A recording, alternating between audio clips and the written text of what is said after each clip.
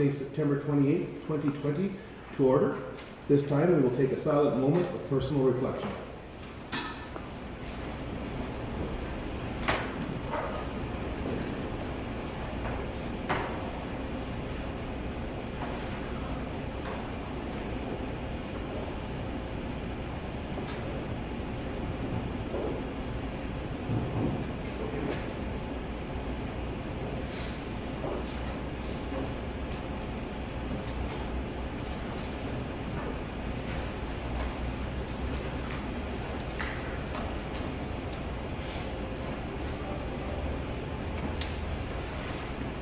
As a reminder, all members of council are obligated to declare a conflict of interest or a pecuniary interest as per section 133 of the Lloydminster Charter regarding any item on this agenda.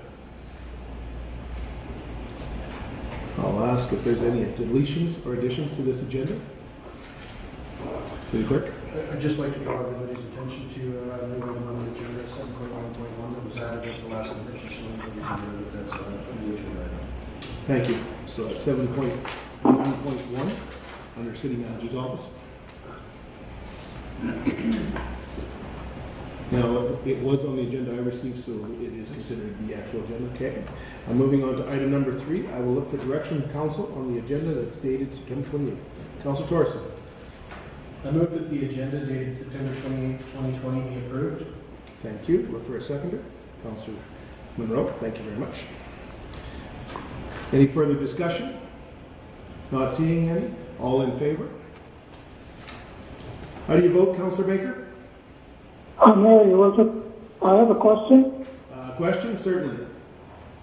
The item dealing with the HVAC system in the Legacy Center. My grandson works for Dexon Construction. He's got a summer job there. Okay. And I don't think I should be voting on that one. Okay. Well, so note here that you have the conflict noted, and at that point, I will ensure that you are. They will just figure out how to click you off at that time. That'll be fine. Yeah, I don't think I should vote. Okay. Thank you very much, Councilor Baker. How do you vote on the agenda as presented, Councilor Baker? Councilor Baker? I'm sorry? We are, I've called the vote on the agenda, approving the agenda for the meeting. How do you vote? Your Worship, you're breaking up, and somebody's phoning me from City Hall. Okay. It's no one that, from the Legislative Services Department phoning you, but... Okay. Okay. Go ahead now, maybe it's clearer now. Okay. How do you vote for the agenda? Oh, good. I'm sorry. No problem. Opposed? Please bear with me. No problem. We'll work through this. Opposed? Carried. Moving on to item number 4, the approval of the previous minutes, meeting minutes. Councilor Torresan. I move that the regular council minutes dated September 14th, 2020 be approved. I'll look for a seconder. Councilor Fagnan. Thank you. Any further discussion on those minutes? They're good. Excellent. Thanks, Councilor Baker. You're just about to be my next question. Make sure you're on with us. Good. So I'll call the question here in the chamber. All in favor? How do you vote, Councilor Baker? I'm in favor. Thank you. Opposed? Carried. Moving on to item number 5, business arising from the minutes. Is there any noted at this time? Not seeing any. I will move to item number 6, which is public presentations. I don't believe there's any public presentations. We do not. Thank you, City Clerk. Moving on to item number 7, 7.1, City Manager. Good afternoon, Worship and Council. The matter before you today is the proposed annexation special conditions. The recommendation is that Council approve the annexation special conditions as set out in Schedule A attached and direct administration to included in the City of Lloydminster's proposed annexation application package to the Municipal Government Board. The purpose of the conditions is to provide a set of special conditions to the MGB to support the City's application to annex 23.5 sections of land from the County of Lloyd River. Additionally, the document would be included in the subsequent educational materials that will be made available to landowners within the annexation area during the application process. As stated earlier, the City is in the process of submitting an application for 23.5 quarter sections from the county. Part of the requirements of an application in the province of Aalbers to include any special conditions for consideration of the MGB during the application process. This information is also intended to assist the board in its decision-making during the appeal hearing on an annexation application. Additionally, it will assist affected landowners to have the needed foreknowledge of possible changes to their assessments and taxation prior to annexation. So a few of these were already included in the transition plan that we had approved probably about a month or so ago. But this is just part of the normal process. It's a requirement of the application. As I said, some were handled in the annexation transition plan, but this is just a clarification and a requirement that is needed within our application. Our application is intended to be submitted this week. I'll take any questions if there are any. Thank you, City Manager. I'll look around the council chamber for questions or comments. From the council table. Council Torresan. Thank you, Your Worship. So just to be clear, is this an item that was meant to be included, or it was just the level of detail when it was being reviewed needed to be a little more specific, specific dates, specific amounts on the actual application that goes in?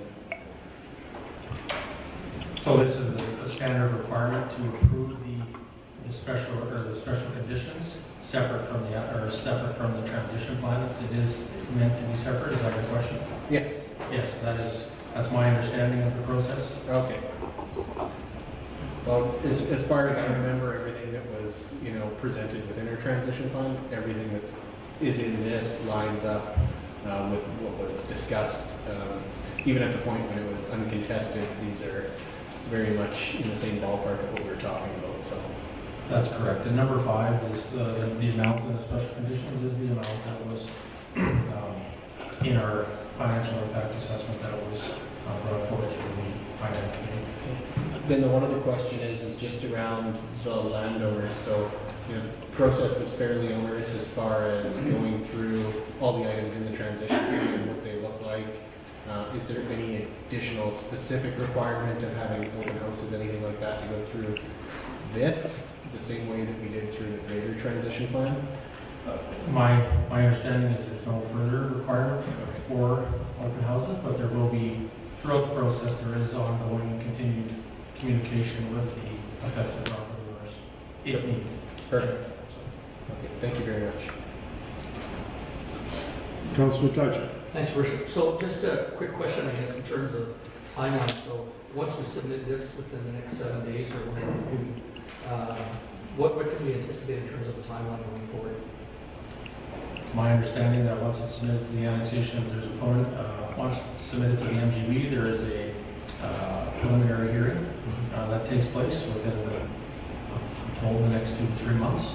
And then from there, depending on what comes out of that preliminary hearing will determine the process. So at any time throughout the process, we could come to an agreement and proceed with an uncontested. But at this point, with a contested, you could expect anywhere between 18 and 24 months on a standard contested annexation. If all goes well, it could be shorter. So depending on how the process goes, and it depends on how many applications are submitted at the time of the MGB and their ability to deal with the workload that's before them. So our relationship with the consultants we had engaged is basically terminated at this point as well. That's correct, yeah. Okay. Any other questions from council around the council table?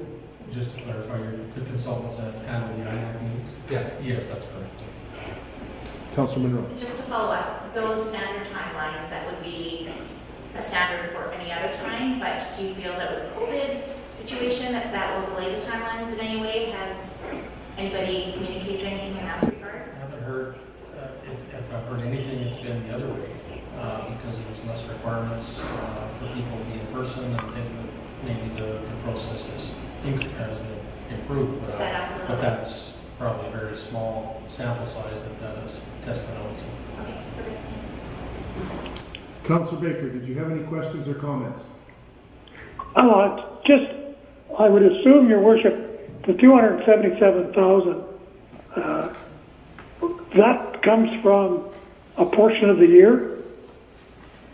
That, I'll let the city manager explain that. That's Councilor. calculated on the financial impact assessment that was done throughout a very thorough process that was completed by a third-party consultant for the city that did a report on the impact that this annexation would have on both the county of Vermilion River and the city of Lloydminster in terms of ongoing operating, ongoing capital, future development, future taxes, all those things taken into account, and this would be the impact. Okay, I believe it came out as a 2-year recovery, the 277. That's what was recommended. Now, this isn't for sure. This amount can change, fluctuate either way. And so this is the amount that the FIA had recommended in the report that was submitted. I'm okay with this, Your Worship. It makes sense to me, what you're doing here. Thank you, Councillor. I think that it fills in just any of the outstanding blanks that were identified during the application process. Yeah.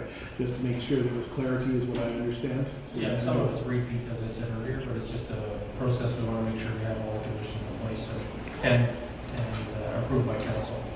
Absolutely, and that should hopefully answer adjacent landowners that would be affected, any questions they have about taxation and things like that. So I know there'll be ongoing discussions, as the city manager said, with those affected landowners through this process.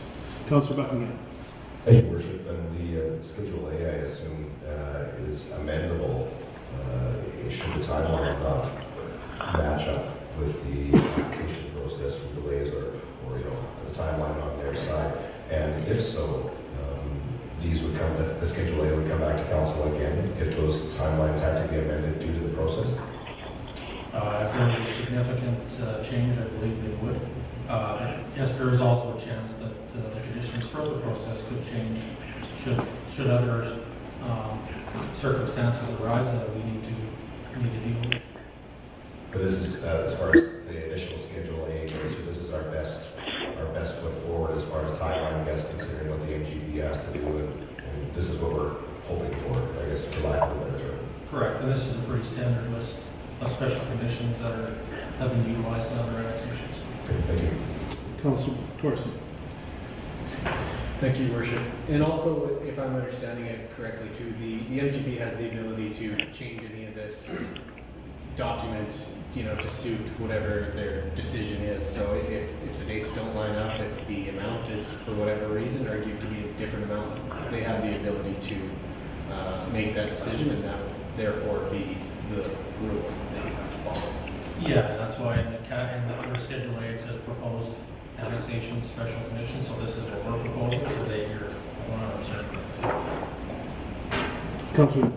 Worship, I think it's important to note as well that, the city has been in discussions, and maybe just clarify that, city manager, we're around close to 10 years now working through this process. So the fact that we're finally here at this time to move this agenda forward, I think is pretty significant. So is 10 years the right number? You're approximately correct, yes. Any other discussion? Councillor Torresan. Thank you, Your Worship. And also, just further to that, I'm still a firm, believer and very hopeful that, we had such good discussions with our neighbors that I'm really hoping that at some point we may still have the opportunity to work out a deal rather than going all the way through the contested process and going all the way to the MGB. That to me would be an ideal world where we can go there together and have a solution where everyone is getting the best win for their own municipality. But for what we have right now for information and what's fair and what's been studied, I'm totally in support of following this document. 90% of it we had gotten there together. There's just a few details where we didn't agree on. So end of the day, I think it's awesome that we can actually get it there and get it in a reasonable amount of time and get a decision one way or another on what the ask is of the city and get a permanent kind of solution to our issue. So thank you. Thank you. No further comments or questions? I will look for direction from council on 7.1.1, proposed annexation special conditions. Councillor Thatcher. Move that council approve the annexation special conditions as set out in Schedule A attached, and direct administration to include in the city of Lloydminster proposed annexation application package to the municipal government board. Thank you. I'll look for second. Councilor Torresan, thank you very much. Any further discussion before I call for the question? Not seeing any. All in favor? Opposed? Councilor Baker, how do you vote? In favor? Thank you. Carried. Moving on to agenda item 7.3, CFO, City Manager. Thank you, Your Worship. For 7.3.1, reserve allocation, I'll ask the CFO, Denise McDonald, to present. Good afternoon, Mayor and Council. Before you is a reserve allocation for the city manager's contingency reserve. I'll take you to the issue at hand. There are a few emergent and unexpected or urgent expenses that arose in 2020 and required city manager approval and was funded from the city manager contingency reserve. The nature of these expenses relate to various departments and should be funded by those respective reserves. For this reason, administration is requesting council's approval to reallocate the funds from the respective departments' reserves to replenish the city manager contingency reserve. So if you can recall, last year, council approved the adoption of the city manager's contingency reserve when we brought forward the reserves policy. And part of that policy was to support the city manager in approving emergent and unexpected or urgent items. In the past, we used, when this situation occurred, we were able to fund the situations through year-end surplus or deficits and brought the items forward to council individually throughout the year. When we put forward the reserves policy 13404, it stated that no resolution of council was necessary for utilization of this reserve account and it would be replenished at year-end. The reserve had an initial balance of $200,000, and due to a number of emergent items, we need to replenish this reserve back to the balance of $200,000. Administration plans will evaluate the future annual balance when the reserve policy is reviewed in the near future. And we will continue to evaluate the practice of managing transactions such as these while balancing the need for transparency to council and efficiency. So to clarify, we certainly hadn't anticipated that we would have as many items brought forward this year. The prior year, there were only 2 items. And if you recall, when we were putting forward the reserve policy, because of that, we reduced the beginning balance from $400,000, which would have been 2 city manager thresholds under procurement. We had put forward 2 full transactions and we reduced it to $200,000 because we didn't have very many issues.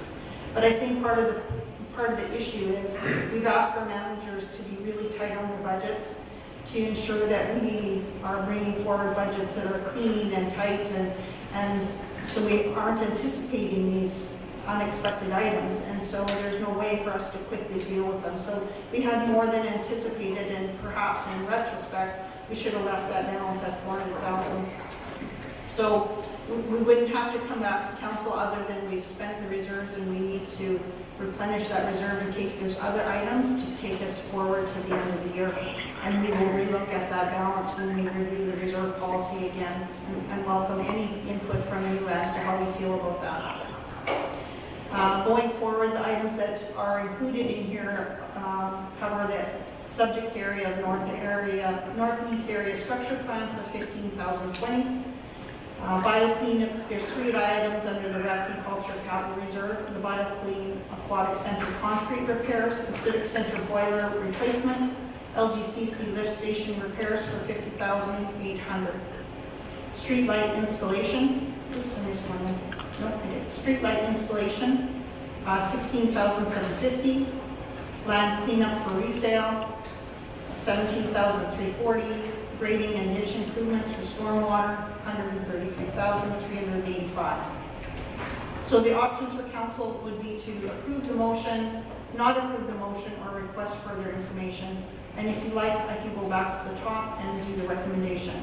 that council approve the reallocation of the city of Lloydminster's current unrestricted reserves to the city manager's contingency reserve, account number 1-100-131-36110, totaling $276,825 to replenish the reserve to a balance of $200,000 from the following reserves, and the reserves are listed there unless you want me to read them.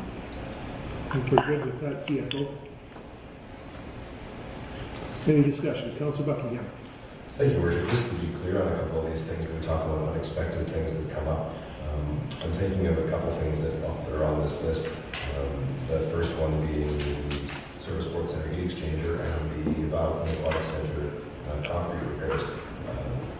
From the discussions we've had in the past, I'm thinking these are somewhat COVID-related items, things that we hadn't planned on doing.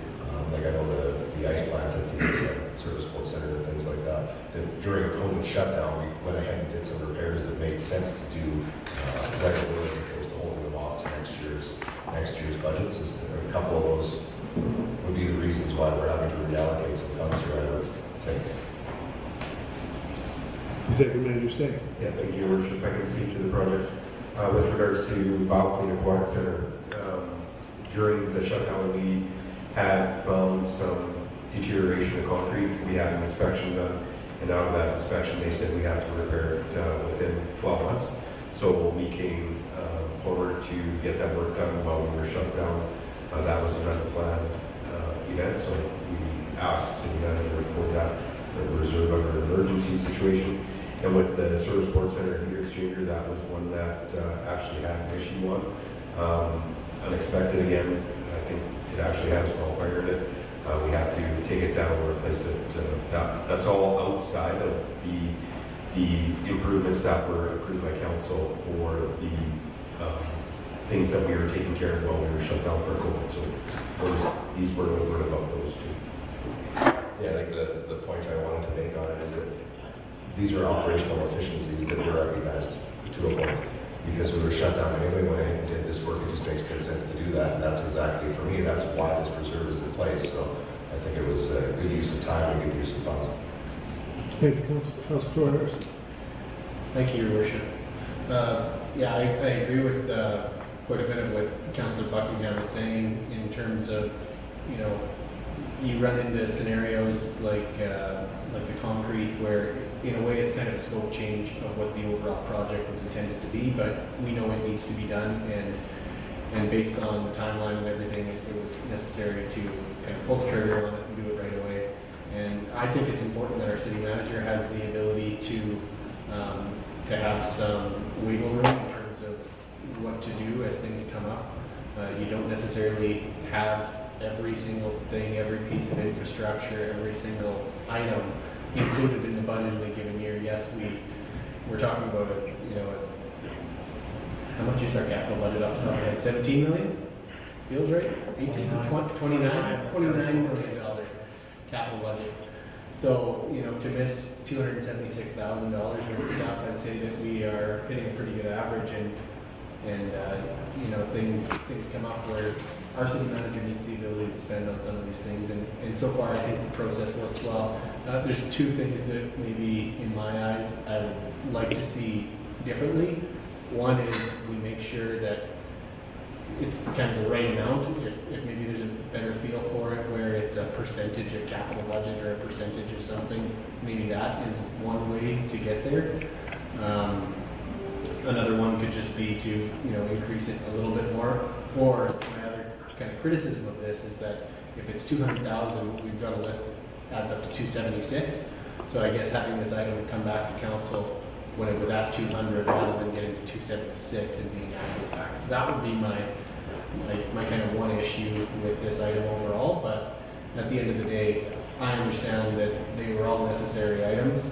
They were done to use efficiency in those particular scenarios, and in the grand scheme of things, not a lot of money compared to the overall capital budget. But I just think in general, if we're saying that it's 200,000, then we got to stick hard and fast to that rule. Or if it's a different number and that's appropriate, that's okay too, because we need a little bit of wiggle room to be able to deal with emerging items as they come up. So, other than that, I support obviously moving it around because we need the we need the reserves to work at the end of the year too.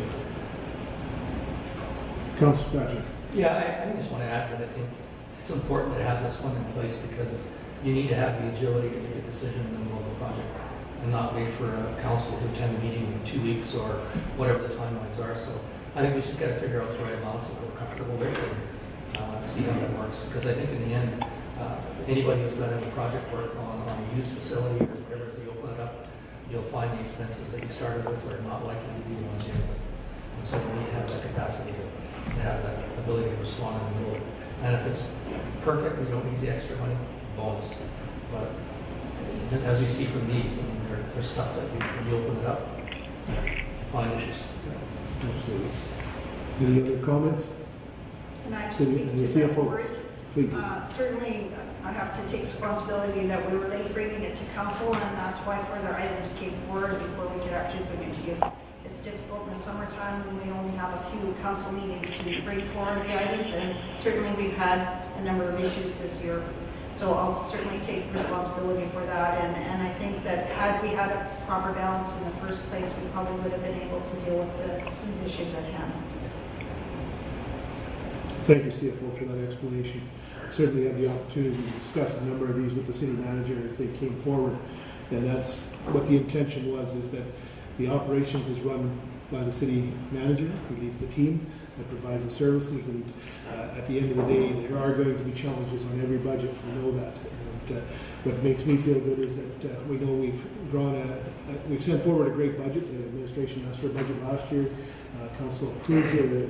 When the final budget was approved, they worked with that, come up with $276,000 at this point in that total budget of some surprising issues, some old issues that were dealt with, and other issues simply that just all of a sudden something failed.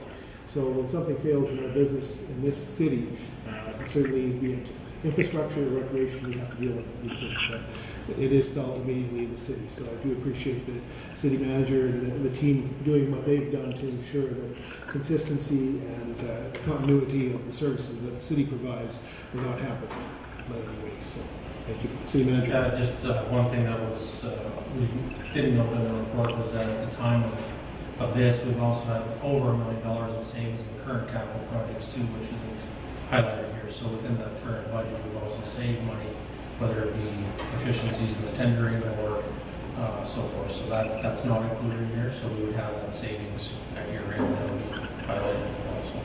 And that could be more than by the time we get to year end. So. Excellent. Thank you, city manager. Councillor Baker, do you have any questions or comments? No, I'm good. Thank you. I'll make one more call. Councillor, go ahead, Councillor Bucky. Can I make a motion if you're ready? I am. Will the council approve the reallocation of the city of Lloydminster's current unrestricted reserves to the city manager's contingency reserve account number 1-100-131-36110, totaling $276,825 to replenish the reserve to the balance of $200,000 from the following reserves: Planning and Economic Development Operating Reserve number 1-600-610-34160 for $15,020. Recreation and Culture Capital Reserve account number 1-700-740-35170 for $55,800. Recreation and Culture Operating Reserve account number 1-700-740-34170 for $38,530. Road Infrastructure Capital Reserve account number 1-300-320-37112 for $16,750. The sale of city land and building operating reserve account number 1-600-612-36114 for $17,340. The Stormwater Self-Supported Capital Reserve account number 1-300-350-37116 for $133,385. Thank you, Councillor. Seconder? Councillor Torresan. Thank you. Any further discussion? Not seeing any, I'll call for the question. All in favor? Opposed? Councillor Baker, how do you vote? I'm in favor. Thank you, Councillor. Approved. Carried. Thank you very much, CFO. Moving on to agenda item 7.4.1. City manager. Thank you, Your Worship. For 7.4.1, Lloydminster Cultural and Science Center relocation to commercial lease premises. I'll ask Executive Manager John Stanley to present. Thank you, City Manager. Good afternoon, Council. Administration is looking for the recommendation for Council to direct administration to negotiate and enter into a lease with must-grade agencies for the relocation of Lloydminster Cultural and Science Center to 4207-44th Street, Lloydminster, Saskatchewan. On June 24th of 2020, City Administration put out a request for quotations from various properties within the City of Lloydminster that could house the Culture and Science Center as that building is reached its end of life. We are looking for specific parameters, particularly in regards to the location and square footage of 11,000 square feet, or between 11,000 square feet and 15,000 square feet. At the September 21st, 2020 Council Governance and Priority Committee meeting, Administration informed the committee of steps that were taken regarding the request for quotes for relocation of the Lloydminster Cultural and Science Center to a commercial lease premise.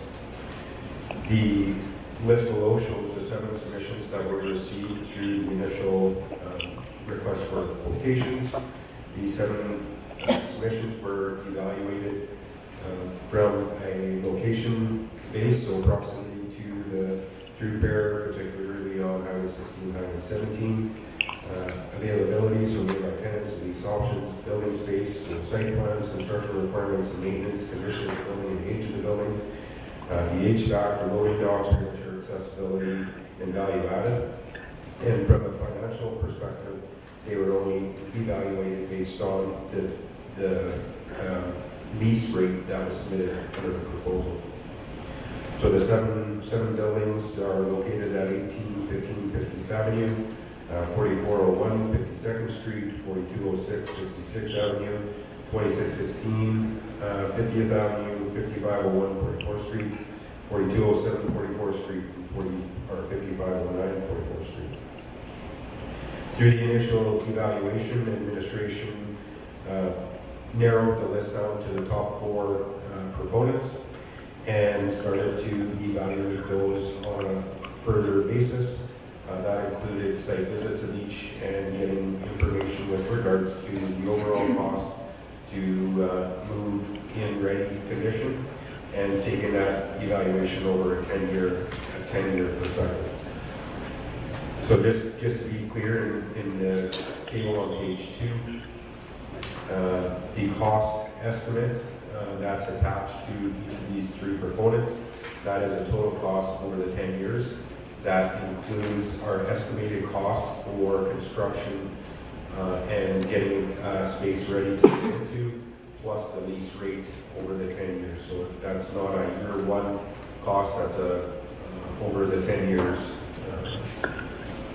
We put that financial evaluation into the overall scoring of the technical scoring, and again, that's based on location, availability, proximity, and the other factors we talked about.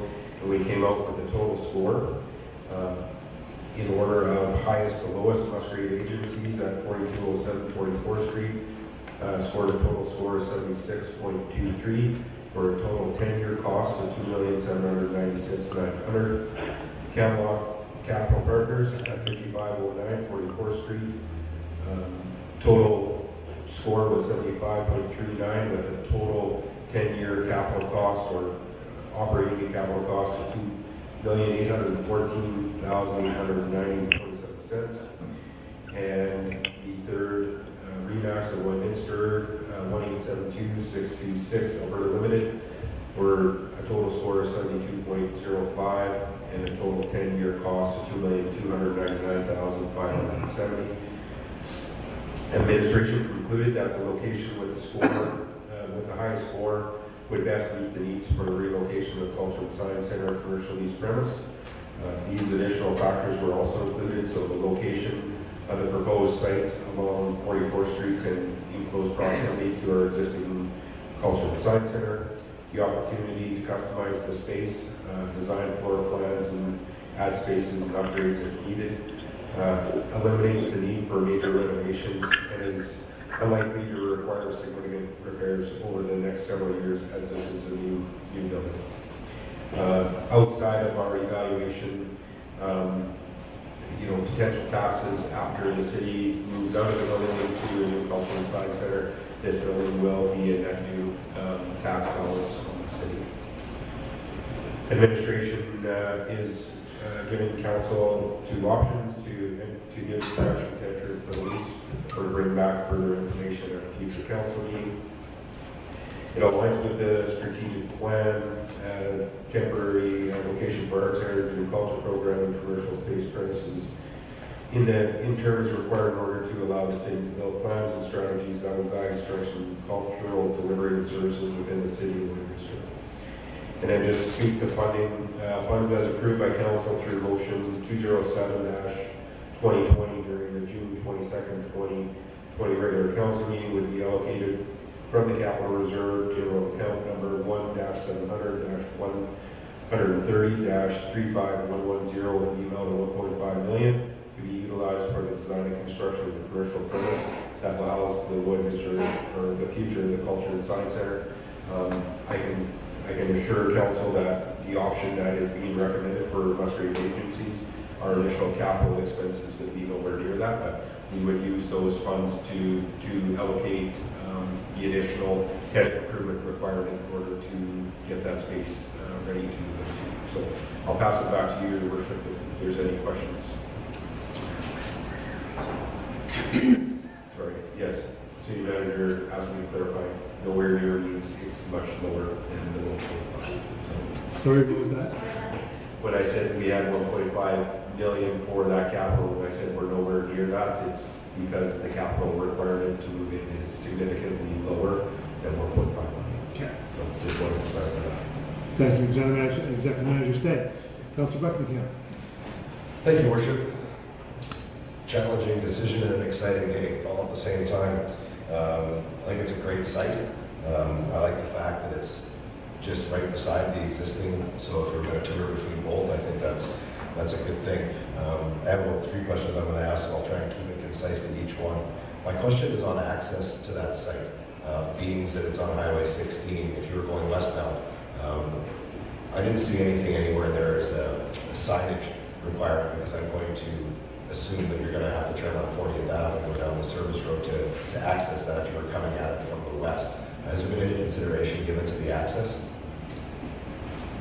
I think you're right, Councillor. Without looking at the overall plan of the Highway 16, there is a access further west if you're heading. Yeah, if you're coming eastbound, you can get into it really. And I'm not in generalistic, I'm not 100% sure exactly where the approach would be, but going into it, my understanding would be there would be full access on eastbound traffic, and that the westbound traffic would need to turn that 40th Ave and come in the back way, just as they do to get to Tim Hortons, farm credit, which would be right beside this property. The other thing that I think, and you highlighted it, I think that was a good thing, is here we're moving into a building that is non-existing at this point, and at the end of this term, we have an existing building that's going to become a taxable revenue property for the city, which I think is a plus. I think we heard loud and clear from the arts and culture community how important the arts and culture in our community is, and this is the opportunity to not have to renovate an existing building, build it exactly like we wanted or are allowed to do within the budgets and everything else that we have, and I think has the highest potential to be a property that the city and its residents would be proud of at the end of the day, knowing that the lowest bid is $500,000 less than this. Over time, I think it pays itself back, and sometimes it's not all about the dollars. There's a lot more to it than this. The second or third question I guess I have is timeline. Should this go forward today from council to negotiate that? Have we been given any indication of when, in the best case scenario, we might be able to move into this and have it open to the public? Yes, I've had that conversation. It sounds like May is a target that they would be shooting for. The biggest issue at this time of year, obviously, is the pavement, getting the parking lot ready, so there would be opportunity to work on the actual building envelope this year and over the winter. It's gonna come down to parking lot and paving springtime, so we're kind of shooting for that May target. It's been a long process, and a lot has gone into it for administration to bring forward this particular recommendation to us. So I also wanted to say thanks for all the people that showed interest in having the city move into their property, and all the work that administration and everybody has put into getting into this point, because it wasn't a decision that was looked at lightly by administration. I've watched you guys go through this process and do your due diligence back and forth. And although, like I said, we have a $500,000 difference in the bids, I would support this motion. So you can understand. Yeah, Your Worship, just to talk about the financial impact a little bit, the financial impact, yes, it's lower, but there would be a larger requirement for capital upfront in the short term versus taking that out over the next 10 years. I think it's a difference of $50,000 per year over a 10-year term. No, and I think that speaks again to the efficiencies you guys have found in trying to get us to this place. So I just wanted to have that discussion publicly, because if someone says, why is the city spending an extra $500,000 on this project? You're right, it's over that time period. For all the other reasons I talked about.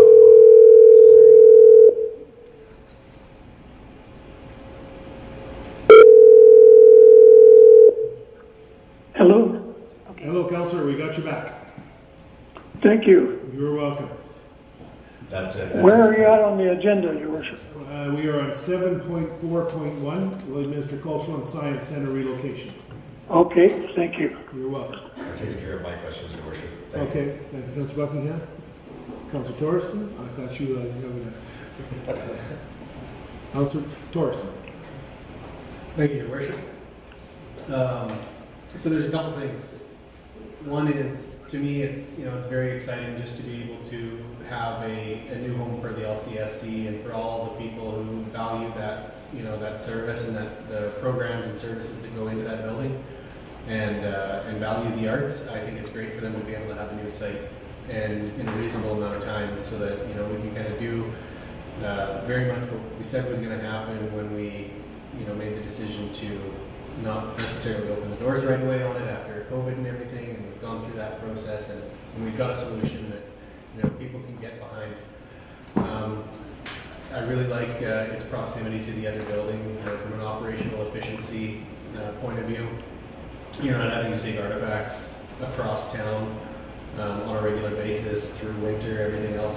It's a lot closer to move things into that building so that you can have a good circulation of artifacts, and that it's not just the same thing sitting there all the time. And then the third, I think it can't be stated enough, is just the financing of this option to me makes a lot more sense with where the city is right now. Having to do the $1 million or $1.5 million, whatever it would be for some of the other options for the upfront costs. If one way or another you end up getting access to a really big grant and you're able to build that building significantly sooner than you planned, I'm assuming there would be some kind of buyout option that exists in any of these leases, but that significant upfront capital that you put in there to try and make it work, that would be gone. You don't get that back. So it's that side of it that, to me, it makes a lot more sense to go with this option based on that investment. And then at the end of the day, you've got a property that is going to be a tax-paying property, and having it being new, I anticipate fewer issues in the time that we are in that building. So I think it's the ideal scenario as far as what we can do. I personally believe that there were some existing buildings that would have worked a little bit better than they did, but after the site visits, I understand that they weren't ideal. This one gets us a lot of square footage, and that extra 350 square feet is going to make a big difference just from all the things that need to go in there. And we're still kind of shrinking the size from what the old building was. So, getting that extra 350 square feet can make a pretty big difference. So, thank you to administration for going through the process. Thank you for taking a look at both the operating and the capital side of the equation, because I think that you can't do one without the other. You could have looked at this and seen that one was so much cheaper on an operating basis or so much more on a capital basis, but if you don't have all those pieces together, I don't think you can see the true picture of what it's going to look like for the city over the next 10 years. So thanks for going through the steps. I think we've got to a place where we can have a product that's improved over what we've had. And at the end of the day, I think that's the goal that everyone's trying to seek, whether you're a user or whether you're on council or administration. I think we've got a much better product. So, thank you. Thank you, Councilor Dutcher. Thanks, Your Worship. I would echo all of that and say ditto. There are a couple of things I would like to add. I think, again, the location for me is a much more outstanding one relative to the presentation, visibility and all those other pieces, and the fact that we don't have to sink the 1.5 million capital into it, because after your lease is done, that 1.5 million is gone and there's no real added return and benefit to the ratepayer in the city. The fact that the building will be in place after the 10 years and contribute its revenue. The structure will continue to be there and contribute to the economy within the city. On a more short-term basis, I guess the one thing I am concerned about is employment in the city. We have an extremely high employment rate. These projects will again contribute in a small way where people will be working, and we have local contractors that I'm hoping will have the opportunity to hire folks in the community, and this can stimulate our economy, albeit not hugely, but some people will benefit from this. So I think there are a lot of wins for everybody within our community around this piece. Councilor Fagan. Thank you, Your Worship. Just to be clear, so on the Musgrave building, that 2.796, that's all in with the, we're not going to be using any of that 1.5 to be in there. That's Thank you for the clarification. Yes, we will need some tenant improvement capital. It's significantly lower than what we would require in the other two. So as part of the lease rate that was proposed in their RFQ, there was a dollar amount associated with the tenant improvement, so we'll build up of offices and spaces. One of the things we see clarity on is what are the additional costs required to be move-in ready. So we've taken all those factors. We based on the estimated cost to fit up the other two buildings based on the evaluation we did with a local contractor on one, and we apply that to both. So when you take those capital investments versus the smaller capital investment for a larger lease rate over the 20 years, this one, when you look at it from a dollar perspective, yes, there's some difference, but it's not as big as what we had initially thought when we did the initial review. And when you look at new building versus an existing building, and unknowns from an operating and improvement perspective, as well as potential issues with some of the location and some other the accessibilities and those types of things, it just made a lot of sense in the city's best interest to move forward with the street. Yeah, no, I get it. I did a lot of research initially, talking with many different community members, and this again. And the consensus still seems to be when you take a look at the buckle, and I've gone through and looked at it, it's a pretty clean slate. Like, there's not, when you're talking some of the other buildings, there was a lot of construction that needed to be done, but the buckle is a pretty clean slate. And I got to be honest. I have difficulty spending an extra $500,000 for that building. The location, yeah, it's a block off 44th Street, but I think that most people, when they're going to visit the museum, it's a planned visit. It's not a driving by and, hey, let's go visit the museum. So and I'm sure there's some stats on that, what we have. Of course, a lot of schools that are going in there. We've got all the programming. We've got everybody attending there. But I have to vote with my heart and with what I've had from the individuals that I've talked to, and they feel that the extra $500,000 is quite a sum of money, especially when we're taking a look at our situation here today throughout the country, throughout the world. So I would not be able to support this motion, even though you guys have done a lot of great work there. Absolutely, yeah, no, I appreciate that. Fully understand. If there's a point of clarity that you would like to see on the different, more than that, I think I got it. Yeah. Councilor Torresan.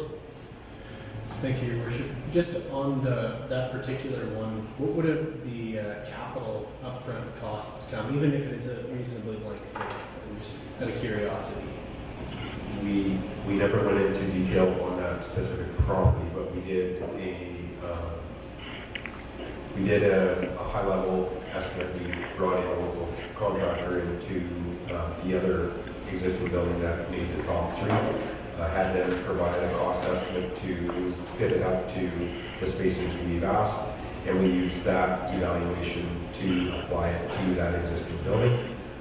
Very close proximity, or close, what's the word I'm looking for? Very close in condition or existing condition.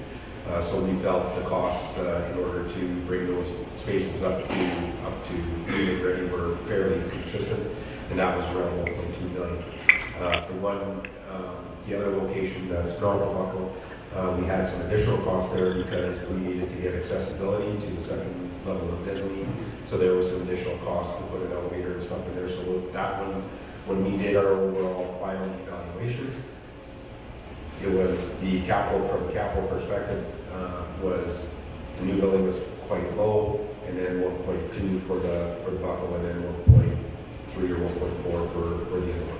And that was, again, based off an estimate we had a local contractor come in to do on the Cormac capital partners, and we just applied that to the existing one. Fair enough. Yeah, there's one other thought I had on that particular property, and you know, we went through a long process as far as doing our bylaws, as far as recreation facilities and schools and their proximity to marijuana retailers.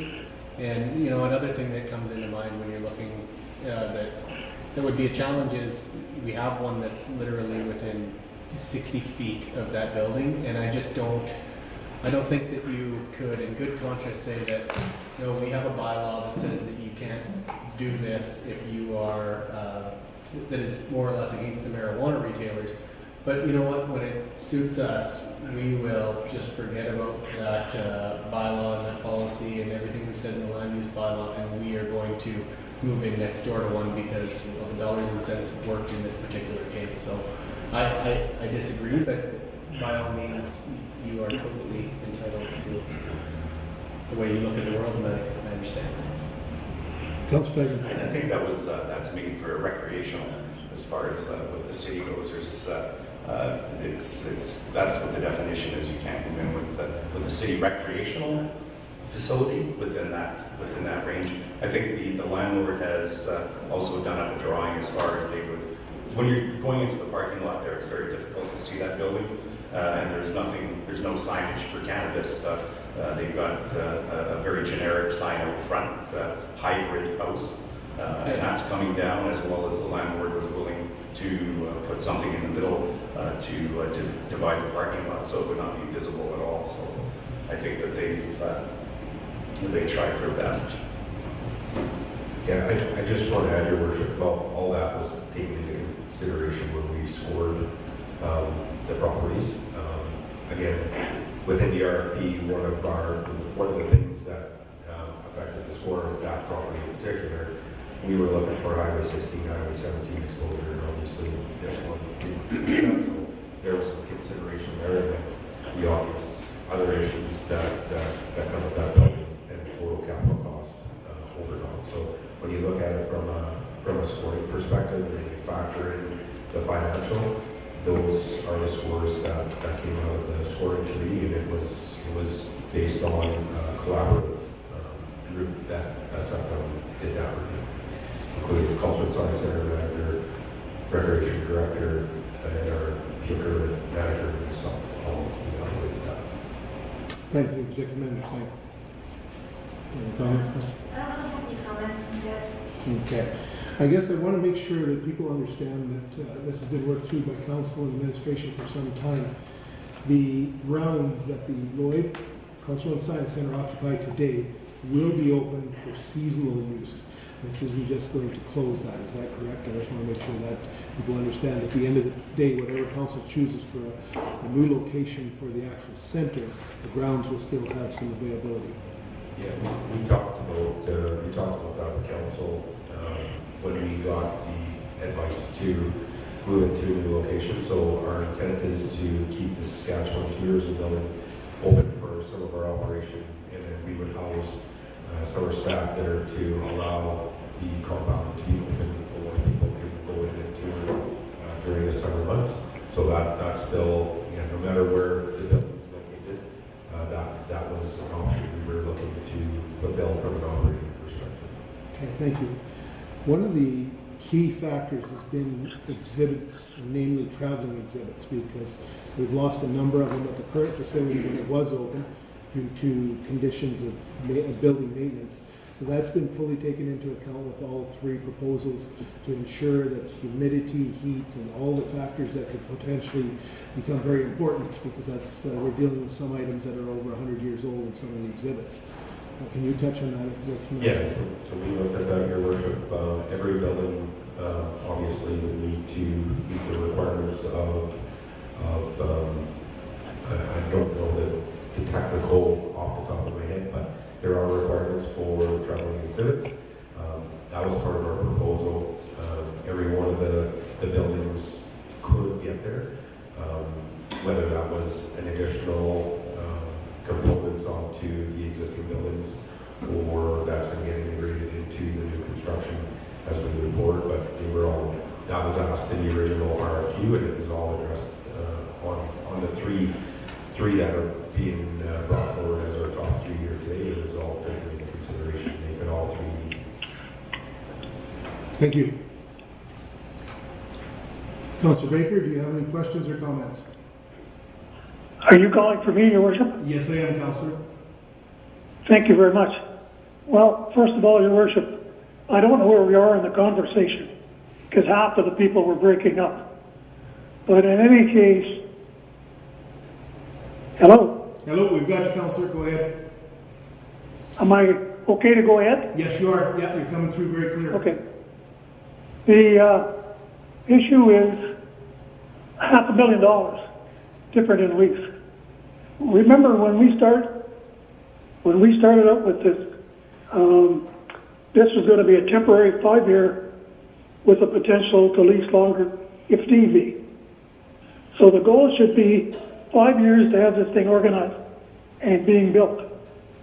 And we promised the people that, well, we didn't, I know we promised, we said we would rebuild the building for the Science Center back on the Weaver Park site.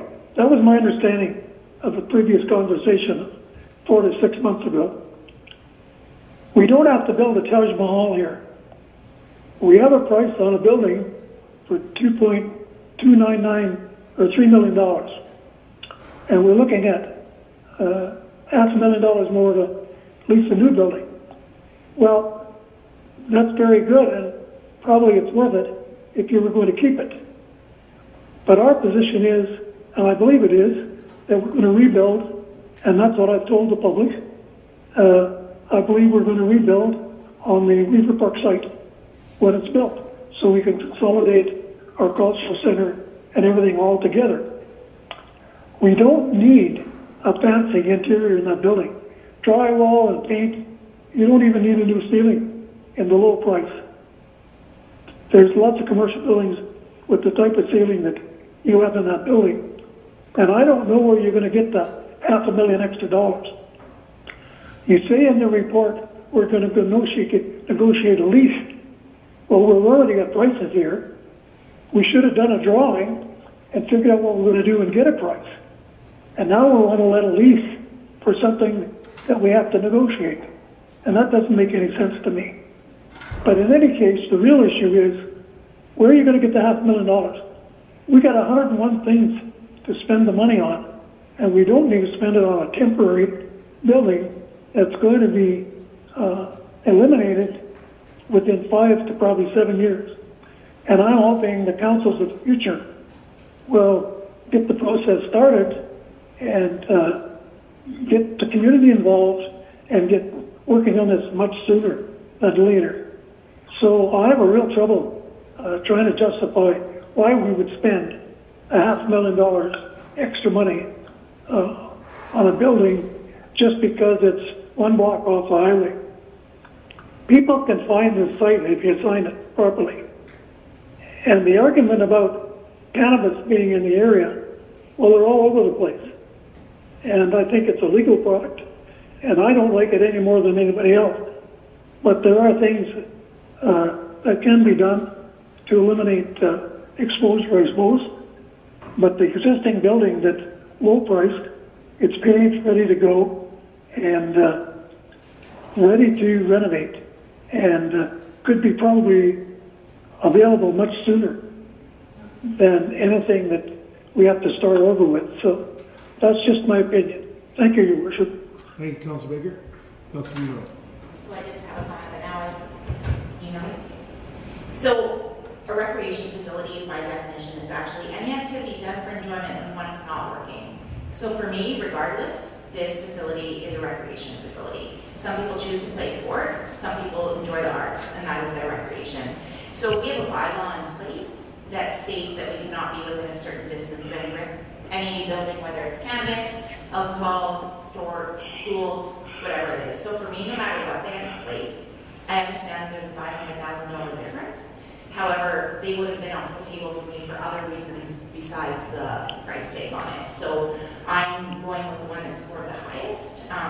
We obviously have opportunity to customize the space to our specifications, and I just feel very strongly that the last one, even though it comes in at a lower total score, but also at a lower price point, would have been off the table for other reasons that are justified in our bylaws. So.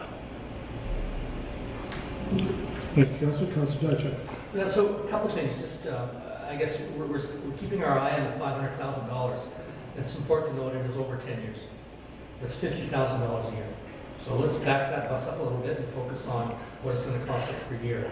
The second part, I guess, as we look at it, each of those numbers that you put up there, I guess the executive member is saying like 2.8 million, 2.8 and 2.299 million. None of those include any of the additional capital requirements of the 1.5 million. Sorry. So the 1.5 million is going to be in addition and to varying degrees on each of those other three projects. Is that accurate? Yeah, so the numbers up there would include the lease rate that they proposed, multiply that by 10 years, whatever, and some had escalating lease rate and some had hold the lease for 10 years. So it took that 10-year expense, plus if there was a tenant improvement, that was factored in. So, for example, one of the options had a tenant improvement of $300,000. So that was removed from the potential total capital that we were estimating it would cost to move in. So if we thought it was $1 million capital expense to move in, we reduced the 300 and applied 700 plus the 10-year lease rate over 10 years. So we did that for every one of those three, and we have, in my opinion, a direct comparison of move-in ready cost. So the other thing to note, and I know there's a lot of talk about 500, and I'm glad, Councillor, you mentioned that, it's 500,000 over 10 years. And the capital expense today, so option one is in the roughly around the 300,000 capital today to be move-in ready, versus the other two options at $1 million plus of capital required today for move-in ready. So again, those are based on estimates around the Torresan capital facility. We didn't do one on the remax, but we felt as a team with the discussions with our building maintenance team that evaluation would be fairly similar to that existing building as well. So that's what we use for parameters to do the evaluation. Thank you. Councilor Torresan. Thank you, Your Worship. And I think that's what I was attempting to say earlier in terms of the upfront capital and having the lower price, because ideally there's some type of buyout or way to be out of the lease if the circumstances arise where we can receive significant grant money or there's significant fundraising for a new facility, which we said we're going to try to do, because then that changes it from Okay, so let's say there is $700,000 difference in capital required from one building to the next, or $600,000. Once you've spent that at that other building, that's gone. You don't get it back, so you've spent more than $500,000 over the life of it. So that's kind of where, you know, my thinking was in terms of why going with the top scored option would be better, because you would have less of an ability. Like, I'm not suggesting that we're going into a 10-year lease to try and get out of a 10-year lease immediately, but presumably there would be circumstances where there'd be some dollar value buyout at some point in the future. So that's all. Thank you. Executive Manager Stan, just so I'm clear, and I think I am, that in the total costs that are identified in under all three buildings, we deal with operational costs and we deal with capital costs, correct? There hasn't been a breakdown of operational costs versus capital. We're talking total dollars lumped together for 10 years. So some of that, as an example, 2.796 would come out on an annual basis as an operational cost, but there'd also be potentially a capital cost this year or next year in that. Am I correct? That's correct to an extent. We did factor in what potential would be operating expenses over and above the lease rate. So in all the proposals, essentially, if the city were to enter into a lease with the two existing buildings, those portions, those costs for keeping that building maintained for 10 years was a responsibility of the city. So an existing building, although we felt it would be contributed, there is potential for additional operating costs there. So the only costs that are taken in is the lease cost plus potential capital.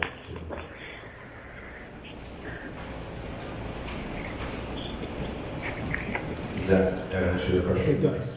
City Clerk? Thank you, Your Worship. There is some question around the viability of this location as a result of its proximity in relation to cannabis sales, retail sales store. It is a bit of a technicality, but just so everybody is clear, it wasn't eliminated from the process as a result of the bylaw. Land use bylaw speaks to a city-owned facility, as this item would be leased. It would not be owned by the city. So while it's a technicality, I understand what council is viewing as the optics of it. That's why it was not eliminated from the process. Thank you, City Clerk. So just to that end, I guess, if we were challenged on that basis legally, where would we stand? That's still not a city-owned facility, and the bylaw says city-owned facility. But on moral grounds, obviously, we would say, you know, the cannabis store is here, and you are here. So argue away who owns it. It's still, proximity still exists. And that's why you're making a decision today, and I'm not. Yeah.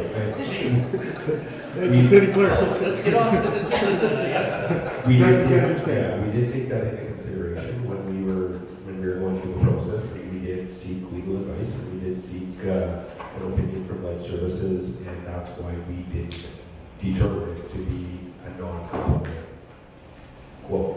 So it went through the same processes, all the elements, and we scored it accordingly.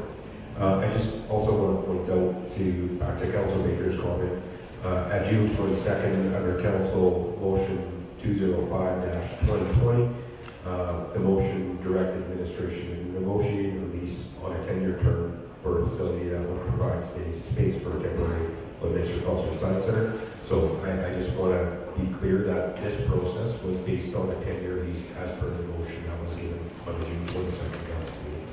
Thank you, Executive Manager Stan.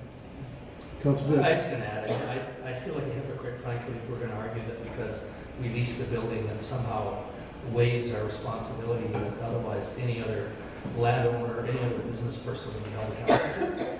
And I think that, in my mind, is hypocritical. Either the bylaw stands regardless of who owns the building, or we're splitting hairs on it, and I don't think I'm comfortable with that. Point well taken.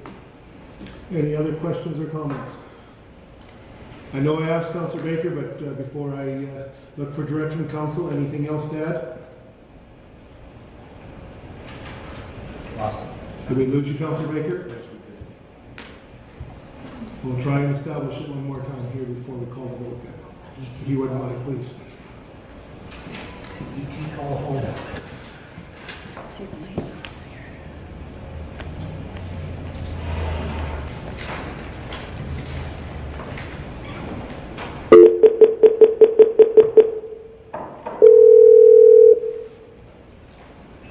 return your call, Ken Baker. Please try. After leaving? He must have tried. He's probably calling. Yeah.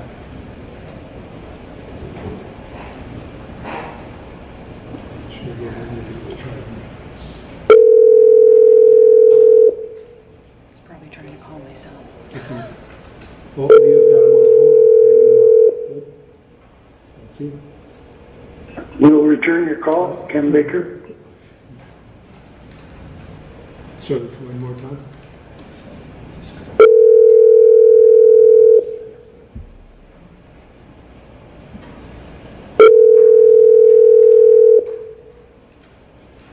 Hello, Ken speaking. Hello, Councillor, we got you back.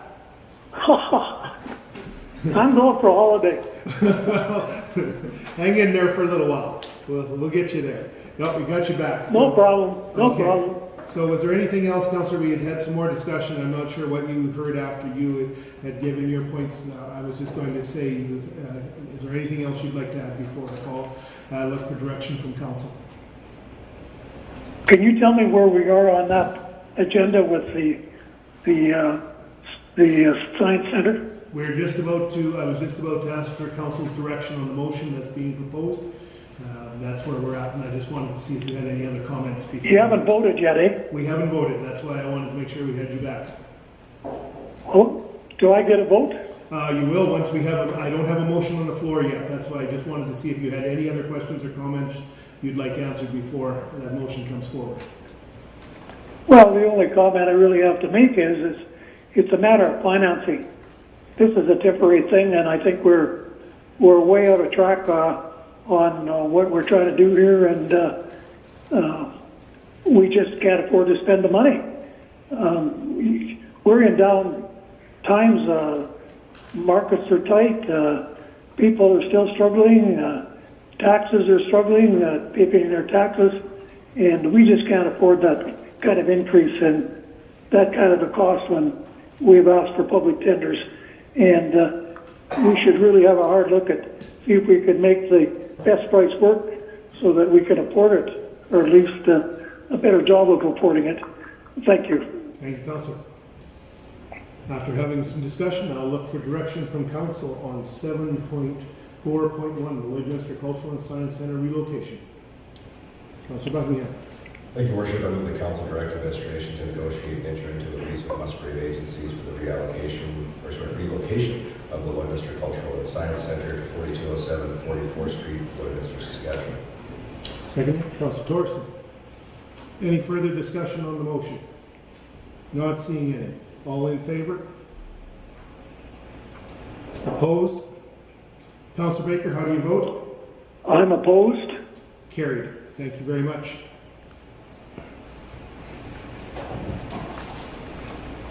Moving on to 7.5.1, City Manager. Thank you, Worship. For 7.5.1, Water Services 2020 Capital Projects Procurement, Chemical Feeder System and SCADA Upgrade. I'll ask Gerald and Rosa to take over.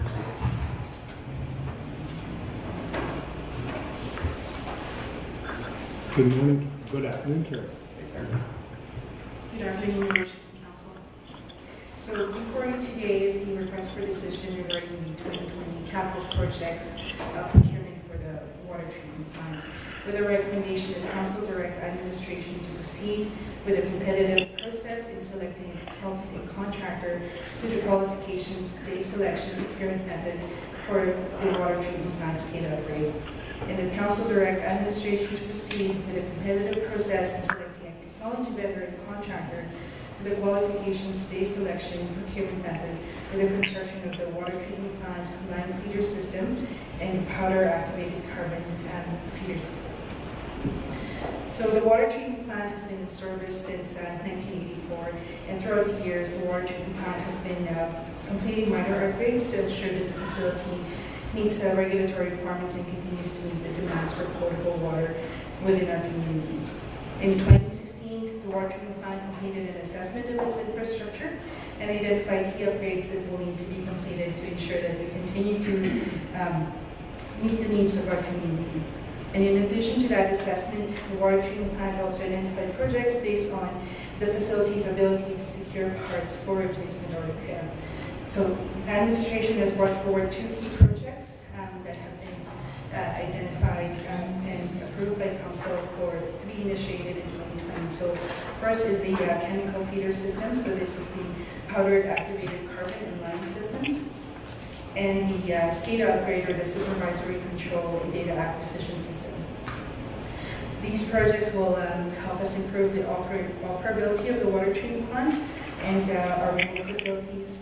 It will also improve the maintenance and troubleshooting requirements as well as the safety of our staff. These projects will need to be completed while the water treatment plant continues to operate and produce potable water that meets regulatory requirements. These upgrades will need to be successfully retrofitted into the current system and also into the current footprint. The complexity of this project will require qualified and experienced teams to ensure that the project is implemented successfully. Due to the nature and the complexity of these projects, we are proposing that qualifications-based selection is used to ensure that we can procure qualified and experienced teams to complete these projects. QBS is supported by our current procurement policy. Thank you, Karen. Questions or comments? Councillor Buckingham. Hey, Your Worship, thanks, Karen. It's October, and we've got some projects here that are approved in the 2020 capital budget. Where are we going to land up if this process goes smoothly as far as actually expending those 2020 capital projects in the 2020 capital year? I realize that the project itself is a multi-year thing, but the amounts you have listed on the detail are for this year's 2020 capital budget. So I was curious as to timelines if things went well. So our intent, Councillor Buckingham, is to get this project awarded before the end of the year and start on the project as soon as possible. So I don't have, like I said, a specific number in terms of the budget as of yet until we actually look into the timelines and the milestones for the project once it's awarded. Yeah, so this is what I was asking. So these are going to be 2020 capital carry forwards, most likely. There was one most, I guess some of the budgets, or if not most, will be carried into 2020. Your Worship, Certainly. just to add clarity, yes, we will most likely have to carry the current approved funds in 2020, but what you will find in the process, that's not too much working for. What you will find in the 2021 capital budget process, we will be asking for additional funds as we establish that the cost for these have increased, and hence the need to bring in a qualification-based consultant to help us manage and put the construction plan together for this. Yeah, I guess for me the question was, I was just kind of stuck on the fact that it was October and we were looking at starting a 2020 capital project, so that was my question. Yes, we have been working pretty diligently on moving these water treatment plant projects forward. They are very, very complex, as Karen can speak to. It's taken us a while to get our mind wrapped around the complexities of how to move forward, and how to scope of work, and how to put it out for tender construction. So with a lot of brainstorming and a lot of collaboration between the team, Karen, and myself, we feel that this qualification base is the best way to get these projects off the ground and moving forward so that we can get it completed by the end of 2021. I guess the other only thing I wanted to add to it is there seems to be confusion sometimes in the community between the water treatment facility and the wastewater treatment plant. These are two different things. We're building a new wastewater treatment plant and we're working through that process. This is our water treatment facility, so if anybody was questioning why are we doing these upgrades and changes to an old facility that we're going to replace right away, you just need to keep in mind that, because I get that all the time, saying, well, the water treatment plant is the water treatment plant. They're two different things, so I thought we should probably bring that up for clarity today too. Yes, this generates potable water. Thank you. Executive Manager Stein. Councillor Torresan. Thank you, Your Worship. Two questions. One is just on the use of QBS, qualification-based selection. Is there a requirement to have a council motion to use that process rather than just going through the normal RFP process? Yeah, our purchasing policy, if we were to go qualification-based over a certain threshold, council needs to provide direction for administration same as what we did with IPD. Kind of Bigger scale. bigger scale and a different delivery method than what we'll be delivering these, but still a qualification-based selection. So I'm just curious, is there a particular reason behind going with qualification-based selection on these ones? Is it because you don't want, let's say, every organization that's ever worked with SCADA bidding on something where they might not have any experience specific to water treatment plants? Because SCADA is pretty common in a whole bunch of different automation systems across a broad range of industries. So you don't necessarily want everyone bidding on it and having to go through all those packages, when really you only want ones from people who have worked on water treatment plants and know how to make clean, potable drinking water. So yes, that is correct, and we also want consultants, contractors, and technology vendors who have worked on a retrofit. So an upgrade is very, I guess, a brand new plant. An upgrade is very different from a retrofit. With a retrofit, we need to continue producing potable water, and we need, while we're doing the upgrade, and we're going to need to fit it within the current footprint of the building. Perfect. The one other question I had is just in the way that we have all of these recommendations, because we mentioned the contractor and the technology vendor in one, then we mentioned the consultant and the contractor in one. And I'm just, like in two separate items, are we expecting that to be the same contractor, or is that going to be two separate QBS processes for the contractor? It will be it will be separate processes. Okay, so it could end up being two different ones, but it really depends on how the entire process goes. Okay? Yeah, my understanding through the water treatment plant staff is the same contractor would do both chemical feeds, so the lime and calcium would be different supplier, different contractor. So, and then the SCADA is a separate project outside of those two. So Right. it would be we would do three separate qualification bases to get all three of these projects completed. Thank you.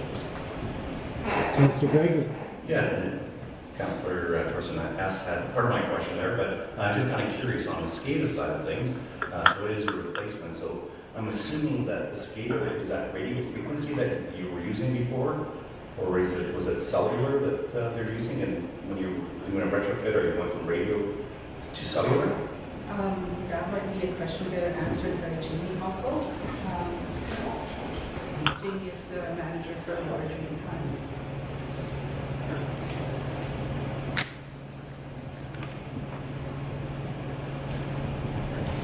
Good afternoon, Jay. Good afternoon, Mayor, Council. Just to answer your question, the water plant originally was designed for telephone communication through to the river intake and to the west end. In 2015, we had upgraded the cellular. We upgraded to a cellular network, so now it's all cellular-based, communicating on all of our remote facilities. Now, the upgrade we're looking for is the SCADA, the PLC. So within the plant, PLC is like the computer system. It allows us to control different aspects of the plant. We did an upgrade in 2001, where we went from a fully manual plant, so 84 to 2001, fully manual. We did a small upgrade, tried to automate it, and we've been just plugging along, and we never actually did finish the full automation. So we're looking for a complete redesign of our SCADA system. All the facilities are all going to be somewhat interlocked together and have the same equipment, so we're not struggling trying to source different parts from different vendors. Yeah, that makes total sense. And I'm assuming technology has changed quite a bit, in the last number of years as well. Yes, Materials and everything. very much so. The comment you said about a lot of people can sell PLCs and it's quite common. It is, but a water plants are a little different than, say, the oil field, where it's different, just rooms monitoring. We're actually controlling how the plant works. So with the PLC upgrade, there'll be some automation and programming changes to enable us to function the plant maybe better. These are all intentions. Councillor. Thank you, Your Worship. So then, at the end of the day, in terms of the product coming out on the other end, will it just be a more consistent kind of automated product where it can adjust taste or based on water qualities coming in, or will it still be manual computer systems? So we need a little more lime, we need a little more charcoal.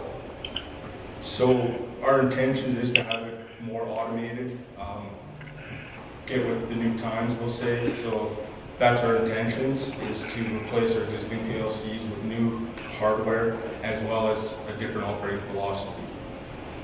Okay, right on. Thank you.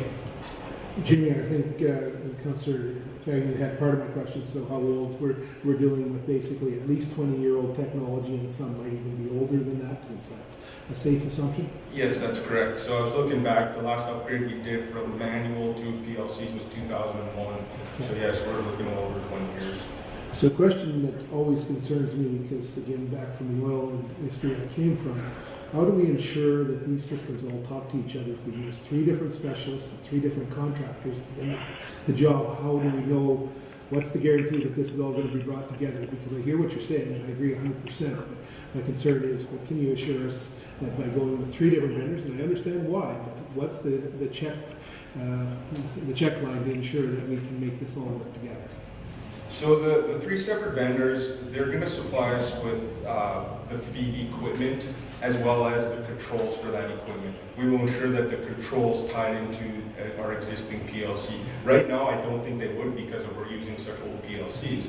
But the new equipment has to be allowed to work on multiple systems, or else it would go into all these different plants. So it has to allow to work with different types of PLCs, and we'll ensure that when we spec the equipment, that is compatible with our PLC equipment.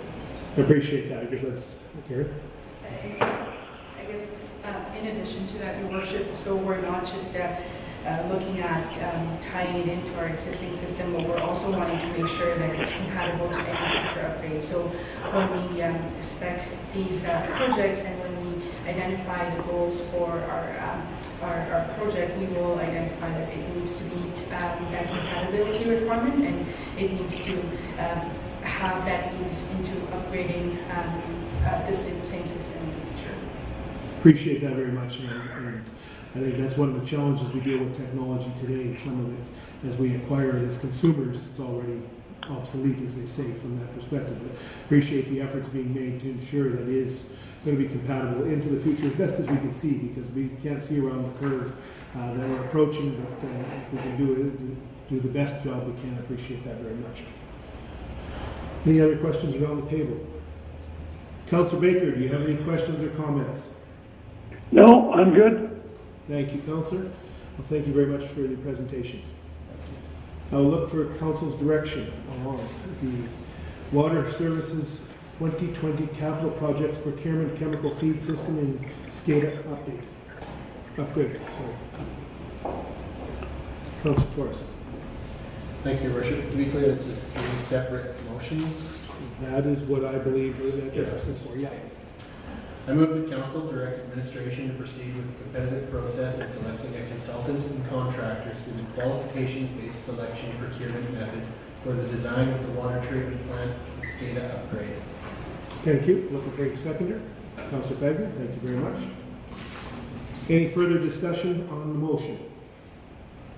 Not seeing any, I'll call for the question. All in favor? Opposed? Councillor Baker, how do you vote? In favor? Thank you. Carried. Councillor Torresan. I move that council direct administration to proceed with a competitive process in selecting a technology vendor and contractor through the qualifications-based selection procurement method for the construction of the water treatment plant line feeder system. Thank you. I'll look for a seconder. Councillor Monroe, thank you very much. Any further discussion? Not seeing any. Call for the question. All in favor? Opposed? Councillor Baker, how do you vote? In favor? Thank you. Carried. Councillor Torresan. I move that council direct administration to proceed with a competitive process in selecting a technology vendor and contractor through the qualifications-based selection procurement method for the construction of the water treatment plant powder activated carbon feeder system. Thank you. Seconder. Councillor Fagin, thank you very much. Any further discussion? Not seeing any, I'll call for the question. All in favor of the motion? Opposed? Councillor Baker, how do you vote? In favor. Thank you. Carried. Thank you. Thank you very much. Said charcoal, I meant carbon. Charcoal, carbon. Okay, we'll let you have that one. I'll send you back to chemistry class later. Moving on to agenda item number 7.5.2. City Manager. Thank you, Your Worship. For 7.5.2, Safety Code Services, Building and Plumbing Disciplines, I'll ask Anthony Andre to come forward to present.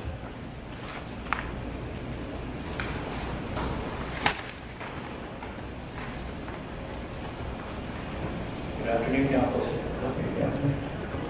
Good afternoon, Council. Good afternoon, Anthony. The recommendation is the Council award the contract for safety codes and inspection services in the building and plumbing disciplines to Superior Safety Codes, Inc. of Lloydminster, Alberta, for a 2-year term with the option to extend for an additional 1 year based on a 60-40 financial split on permit fee revenue with Superior Safety Codes retaining 60% and the city retaining 40%. The city is currently operating under a 1-year contract expiring October 1st with Superior Safety Codes to issue building and plumbing permits and complete inspection services. Over the past year, administration has reviewed internal and external practices surrounding building and plumbing permit issuance and inspection services and incorporated processes within the new request for proposal to create efficiencies and increase customer service levels. The main operational change being that the city will now receive building and plumbing permit applications and payment as opposed to the vendor, simplifying the process for applicants. The request for proposal was issued on August 19th and closed September 9th and was posted on Alberta Purchasing Connection, Sask Tenders, Toolnet, and the City of Lloydminster website. 2 proposals were received, both fulfilling the minimum requirements. Scoring the RFPs were broken down into 2 sections, a technical score and a financial score, with 60% representing the technical score and 40% representing the financial score. Both vendors offered the same financial split of 60-40, with 60% of all building and plumbing permit fee revenue going to the vendor and the remaining 40% to the city. In 2019, approximately $151,000 of permit fees were generated, with Superior Safety Codes receiving about $91,000. This was based on the same 60-40 split model. Based on the highest combination of the technical and financial scores, administration is recommending proceeding with Superior Safety Codes, Inc. of Lloydminster as the selected vendor. While the technical scores were extremely close, Superior is able to commit to a shorter permit issuance time, as well as provide inspections 4 days a week, whereas inspections group proposed inspections to take place only 2 days a week. Thank you. Thank you, Anthony, for the presentation. Questions or comments? I've got a few here, Anthony, if nobody else has any. Okay.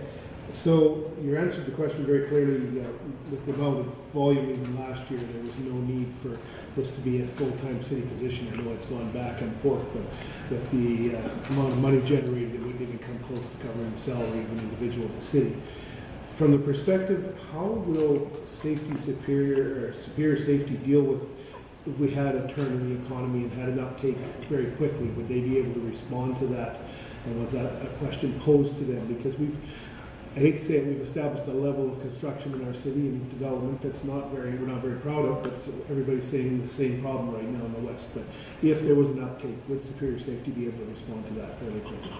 I believe they would. I don't have their corporate profile in front of me, but they do operate across a large range of cities throughout Alberta.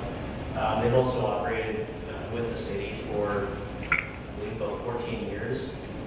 During that time, obviously the city has experienced large periods of boom times, which they were able to manage. Okay. The other question I've gotten, I'm not sure, it's regarding the liability. Because we contract Superior Safety to conduct those inspections on our behalf, who carries the liability should they fail to meet the conditions somewhere along the lines in a court of law after the fact. Do we carry, do they carry that liability insurance, or do we have to actually, are we liable for that, for their actions as a contractor? The contractor does carry a fair amount of liability insurance. I don't have the number with me that was required. Okay, but they do carry, that would be a requirement, I would imagine, of X number of $1 million. All right. Councilor Torresan. Thank you, Your Worship. I know we're talking about building and plumbing on this decision today, but where does electrical codes fit into the mix? Is that a separate contract, or is that within the building? So electrical and gas on the Saskatchewan side are managed through Sask Power, Sask Energy. On the Alberta side, they're actually managed through the Alberta Safety Codes Council. Okay. So the Alberta Safety Codes Council is responsible for hiring a company to do it, which at this point is also Superior. Okay. So I guess that brings up a totally separate item that I was talking to someone about recently, and it's maybe something within the charter that's very different because we try and have consistent rules, like a building code in general across the city that the one that's chosen by the city, so that there's not any consistency from one side of the border to the next. But is it true to say that the electrical code is different from the requirements in Saskatchewan versus Alberta and what the inspectors require? I wouldn't know enough about the electrical and gas codes to comment on that. Okay. However, in Saskatchewan, they would be regulated by the Crown Courts, so it might be problematic having them doing permits on the Alberta side. This is just from my experience in talking to a fellow who's a contractor. He said that you can do the exact same, or you can do something that's permitted on the Alberta side of the city that's not permitted on the Saskatchewan side when the inspector comes to look at it. So it's something that I did not know existed until very recently, but I'd be curious to get some more information on that. Your Worship. Certainly. Director of Planning Engineer, Gerald. Well, welcome, Terry. Howdy. Perfect question, related for sure. And as Anthony portrayed, there's two different regulatory bodies that we're dealing with as part of the electrical and plumbing side of things for sure. And they do have their own rates. And we are looking through some of those nuances to see whether we as a municipality have a say in what those rates are. But there is a standard rate that is being applied to both provinces, and including the city of Lloydminster because of it. So if you do build a house on an Alberta side, there's going to be a different rate versus Saskatchewan side for the exact same size of building and everything else, yes. Okay. Today. Yeah. Thank you, Terry. Councilor Dykshaw. Yeah, part of the question's been answered, Worship. I guess the only other question I guess I would have is that, just walk me through what they would do exactly. So if I want to build a house, I need to go see this company to get the permit, and then what do they do? So I have a better understanding. So if you're applying for a building permit, generally speaking, you also require a development permit, which is issued through the city. The development permit is to ensure that you're following all of the applicable municipal bylaws. The building permit ensures that you're following the National Building Code. So currently, an applicant is required to go to 2 places to effectively build the same thing. Under the proposed changes, all those permits would come to us, or all of your information for both the development and the building permit would come to us, and we would submit any applicable information for the building permit to the vendor who would review the plans and their compliance, issue the permit, and conduct all the required inspections. Okay, thank you. Councilor. If you may understand. To add to that, they would be responsible for ensuring compliance to the National Building Code, which we have, or our building code that we're under, I believe it's National 2015. So they would be ensuring that when those building plans are submitted, they would go through, make sure they're adhering to that building code. They would also do inspections through construction. We don't have anybody on staff that is certified and qualified to do those inspections to ensure they're following that code, so that's what we're contracting with. Now, with regards to the process in how you go about getting a building permit and a building permit, or a development permit and a building permit, that's something we're definitely working on improving. In the past, you have to go to 2 different places in order to do that. What we're trying to contemplate here is bringing it all into house, where we would then give the building inspector all the information. They would go out and do those inspections. They would report back to us, and we would be that one-stop shop for building permit and development permit. So I hope that adds some clarity. They're essentially taking the responsibility on to ensure building codes are being followed and are compliant to, which we don't have staff to be able to do that type of inspection. Yeah, so where, I guess in my head where I was going with this as well is that we have a number of homes that flood. So some have some pumps, some have back valves or whatever they are on water lines or whatever it is. And I'm just wondering how this fits within this inspection, this standard, and how we're preventing some of this flooding. Is this part of the role of this inspector? There would be a plumbing permit, and there's plumbing codes that would be required. Okay. And my understanding is this company would be doing those compliance checks as well. Any other questions around Council table? Councilor Baker, do you have any questions? No, they're pretty well all been answered. Thank you very much. With that, I'll look for direction from council on 7.5.2, Safety Code Services, Building and Plumbing Disciplines. Councilor Fagin. That council award the contract for safety codes inspection services and the building and plumbing disciplines to Superior Safety Codes, Inc. of Lloydminster, Alberta, for a 2-year term with the option to renew for one additional year based on a 60-40 split on permit fee revenue with Superior Safety Codes, Inc., retaining 60% and the City of Lloydminster retaining the remaining 40%. In addition, that the mayor and clerk be authorized to sign and seal all necessary documents. Thank you. Seconder, Councilor Diachuk. If I may, it's extend, not renew. Okay, extend. Thank you. Thank you, City Clerk. Any further discussion? Not seeing any. I'll call for the question. All in favor? I'm in Opposed? favor. How do you vote, Councilor Baker? Councilor Baker, I think you said in favor? I can't hear you, Your Worship. Did you say in favor, Councilor Baker? Is that how you voted? We're talking the safety code? Yeah. Are you in Yeah, favor? Are you in favor of the motion? I'm in favor. Are you? I think that's what you said. I just want to be absolutely crystal clear. I'm sorry, Your Worship, I can't hear you. You're breaking up. You did say he was in favor. Yeah. Yes. I took your vote as in favor, Councilor Baker. Did you hear me? No. No. Councilor Baker, they called for the motion. They want to know if you're in favor or opposed. Okay. I took it as in favor. Carried. I would ask for direction for a short recess. Councilor Diachuk, motion to recess for 5 minutes, seconded by Councilor Fagin. All in favor?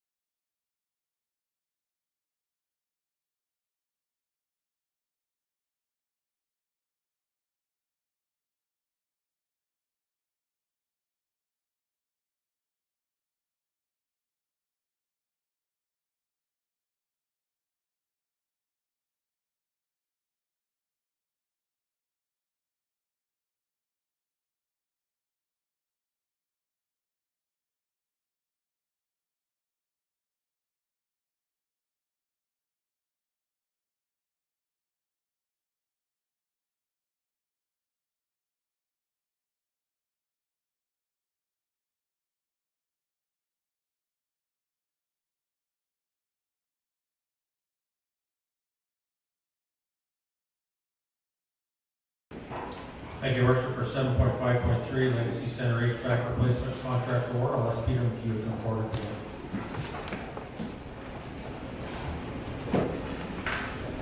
Good afternoon. I'm here with a recommendation for the Legacy Centre HVAC Replacement Project. The recommendation is that Council award the contract for the Legacy Centre HVAC Rehabilitation to Bexon Construction Limited of Lloydminster, Alberta, in the amount of $264,000, excluding GST, to be allocated from the 2020 capital budget project number 216.312, and that the Mayor and City Clerk be authorised to sign and seal all necessary documents.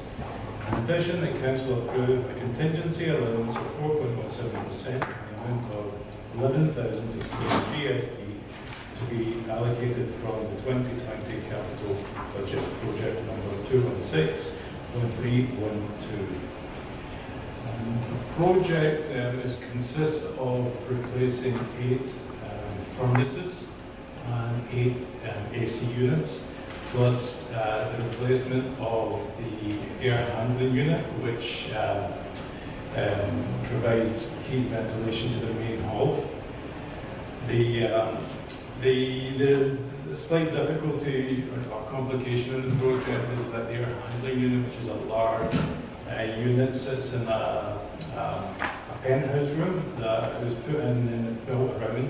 So we had started off thinking we were going to repurpose the metal case, but rebuild the HVAC inside it. However, on discussion with the manufacturers, they recommended that we replace it, and that's what this project is going to actually replace the unit. So now we're going to remove the old unit completely, cut into sections, and the new unit will be delivered in 30-inch sections, because that's the size we can get through the door and up a narrow staircase, and then we assemble on site. So the thinking behind it, if you try and rebuild it on site, it's very expensive on labour, and then the quality of the product is not as high as if they assemble and build it all in the factory, and then it's built in a way that it just comes apart in sections, and then we just reconnect the sections. So in theory, we should get a much higher quality of product by doing it this way. So it's going to be an interesting project to see how it goes. We received the bid document went out on September the 2nd, not the 20th as it says here, and closed on the 22nd. We received 5 bids, ranging from $264,000 to $527,000, with Bexon Construction being the lowest bid.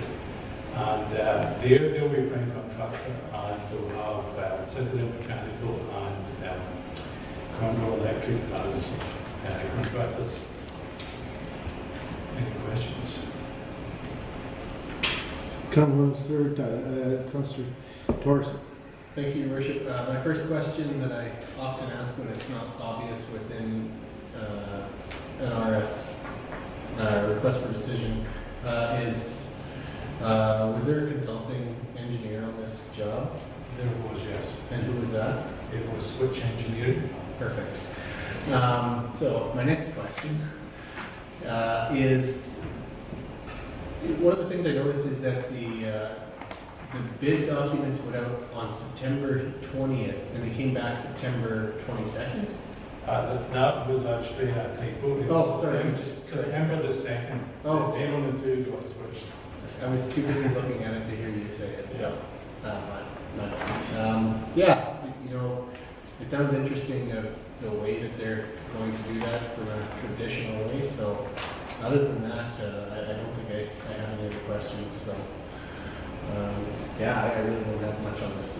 It's an area I don't understand very well. So, I just know that HVAC is extremely tricky stuff. So, on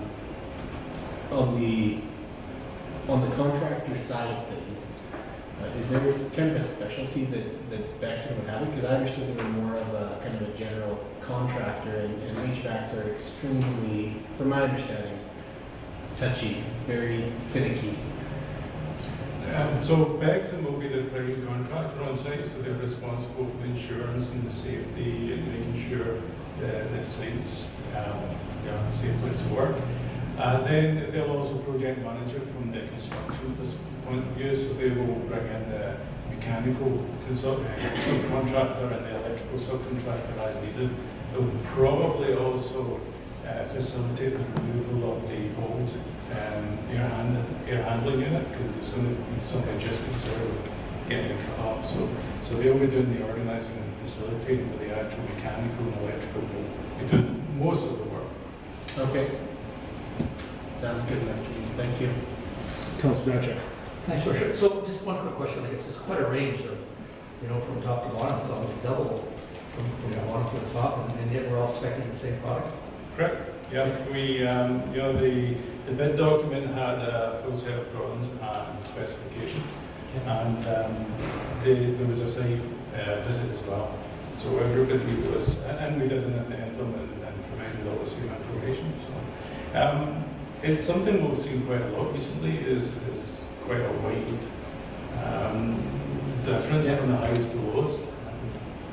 I can't explain why. Yeah. Peter, go ahead, Councillor. Thank you, Worship. One of the things I continually hear out there is not local, not local. So I just wanted to say I'm extremely happy that your recommendation is a local contractor who is probably going to turn around and hire local others and subs, perhaps.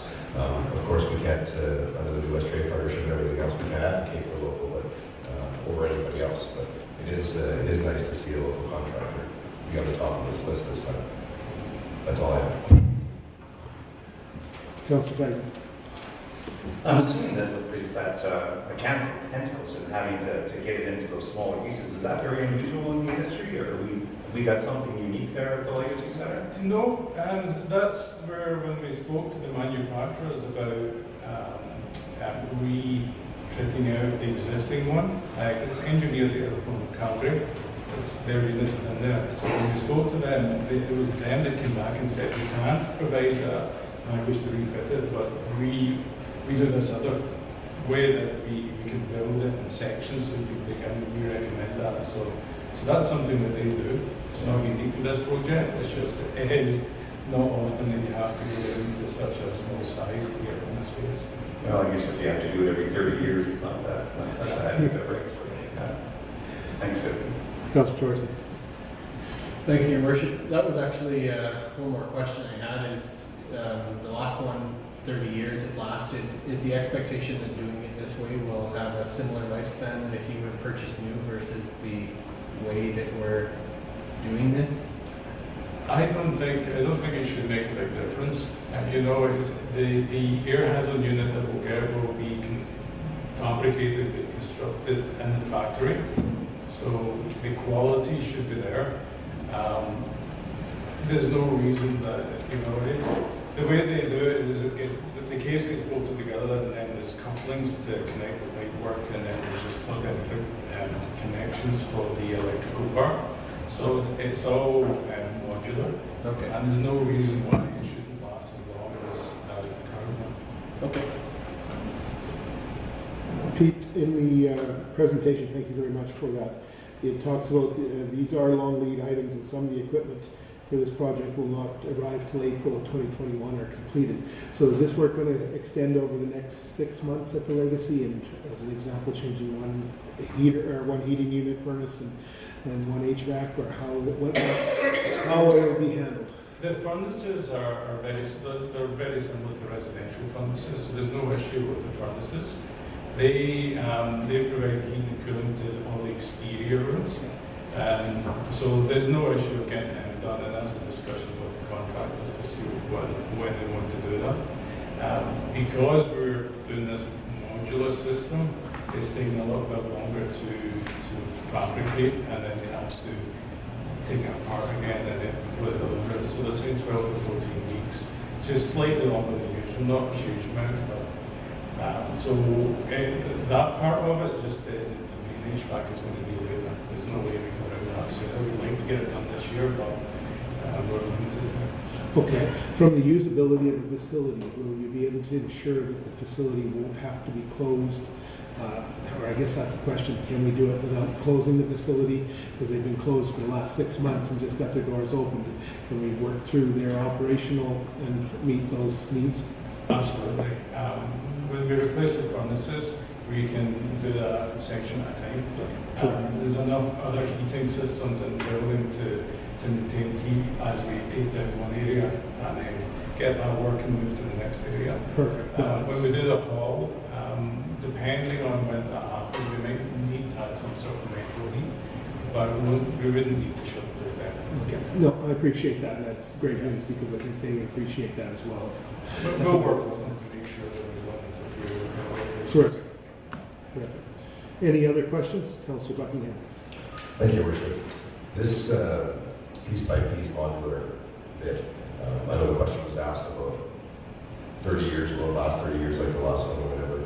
Has there been a lot of these? Have they done a lot of these? Because my concern becomes couplers and fittings and connections and maintenance type costs and ease of maintenance when you do something like this as opposed to buying a whole unit, if I understand it correctly. So I was curious if there was any history on that. I don't have any information. I don't have experience with retrofits like this before. As I said, it's a recommendation from the manufacturer. So we can try and get further information and find the latest on that. I don't have any further information. Yeah, I would just be interested to know with this type of thing, what they offer for backup on that kind of thing, because couplers and fittings, and you're just adding more pieces and more pieces to the puzzle, which could possibly be a problem later on as the system ages. Yeah, I mean, there will be a warranty period at least for any initial problems with the construction, but after that, I hear what you're saying. Councillor Torres, you're good. Any other questions? Thank you, Pete. With that, I'll look for direction from council on 7.5.3, the Legacy Center HVAC replacement contract award. Councillor Dutchek. Move that council award the contract for the Legacy Center HVAC rehabilitation to Bexon Construction Limited, Lloydminster, Alberta, in the amount of $274,000, excluding GST, to be allocated for the 2020 capital budget project number 2161312, and that the mayor and city clerk be authorized to sign and seal all necessary documents. In addition, that council approve a contingency allowance of 4.17% in the amount of $11,000, excluding GST, to be allocated for the 2020 capital project number 2161312. Thank you, Councillor Seconder. Councillor Pagny, thank you very much. Any further discussion before I call for the question? Not seeing any. All in favor? Opposed? Carried. Thank you very much, PJ. Yeah, we'll just take a moment here to bring Councillor Baker back in.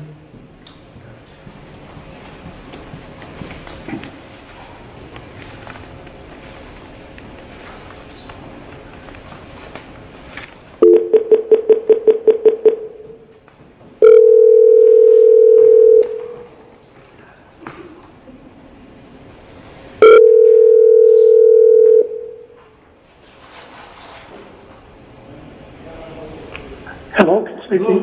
Hello, Councillor Baker. Thank you. We're back in and we are moving on to agenda item 7.5.4. 7.5.4. Thank you. All right, City Manager. Thank you, Worship, for 7.5.4, potable water sales agreement between Saskatchewan Water Corporation and the City of Lloydminster. I'll ask Don Stang to present on the Terry Leased system. Thank you, City Manager. Just to start, we're not looking for a recommendation today. This is just as information, and we'll be bringing forward information to the October council meeting. Thank you, Jeff Manager. City of Lloydminster has been approached by Saskwater Corporation or Saskwater to supply potable water for the purpose of redistribution to Saskwater customers. At the June 11, 2018 regular council meeting, through motion 181-2018, council approved a memorandum of understanding between the City of Lloydminster and Saskwater Corporation. The MOU recognized that the city and Saskwater would collaborate on an agreement that could see the city potentially sell bulk water to the distribution to several municipalities and future developments in the surrounding area on the Saskatchewan side. Administration utilized studies that were concluded for the Alberta East Corporation or ACE Water Supply Agreement ISL engineering study capacity analysis confirmed that the city of Lloydminster's water treatment plant has the capacity to take on additional requests included in the Saskwater potable water sales agreement. Furthermore, the water rate study completed by Nicholas applied management to establish a cost of procuring and supplying potable water to the Alberta Central East Water Corporation, or ACE, including profit margin, was also utilized to establish the rates. The study establishes rates which are attached in Schedule A. You'll note there's rates to 2022. Beyond 2022, we'll be evaluating those rates and negotiating them for both the ACE Water Agreement as well as this agreement if Council decides to move forward with it. The overview of the potable water sales agreement between the City of Lloydminster and Saskwater. So these are terms that have been discussed and reviewed between the City and Saskwater. It establishes that Saskwater is responsible for all costs associated with connecting to the city system.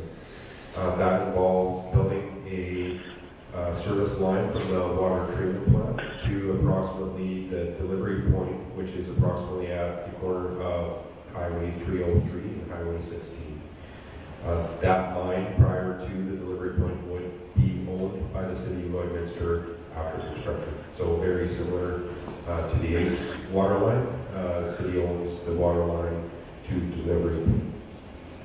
The City of Lloydminster will take ownership of the infrastructure from the water treatment plant to the connection point at 303. That's what I just explained.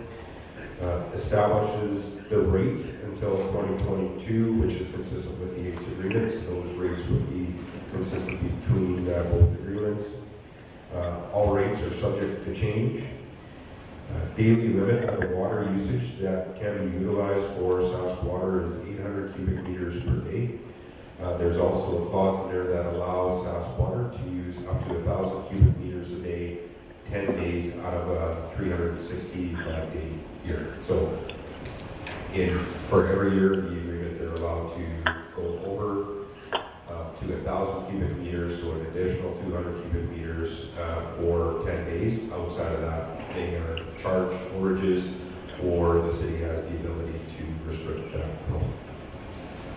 Saskwater intends to service areas that fall outside an 8-kilometer or 5-mile radius. I don't want to call it radius, so it's our boundary plus 5 miles or 8 kilometers.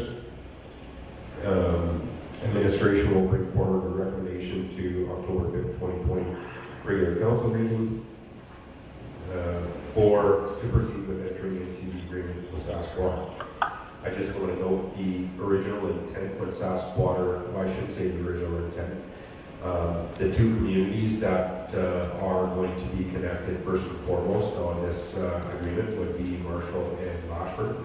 Those are the two primary, and Saskwater, through negotiation of the agreement, will also service any other potential customers that are outside that 8-kilometer or 5-mile buffer from our community. And that's something that we've discussed at length and taken into a lot of consideration of what that buffer should be, and we feel that that's fair and equitable to allow them to do their business as well as protect our services on our boundary. So, provided that they also stay within that daily limit of 800 cubic meters.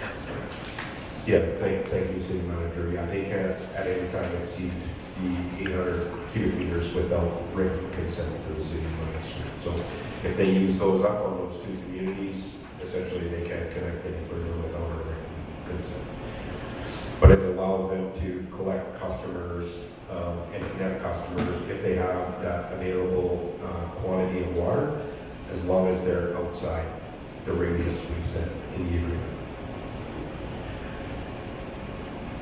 Proposed water rates from a financial perspective will generate additional revenue based on about an average of 2% sales growth.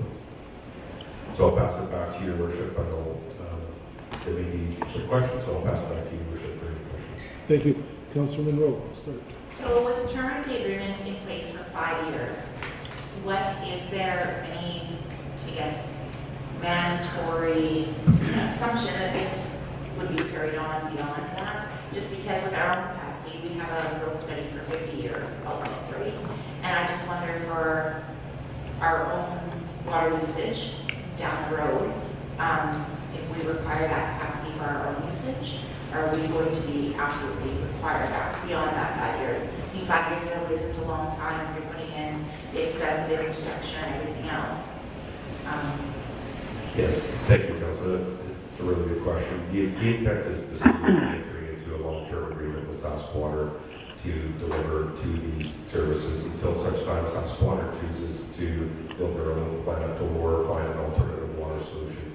The 5 years is based on the terms and conditions within there, so rates, for example, quantity, so we can review all those on the term and determine what makes sense for both parties as we move forward.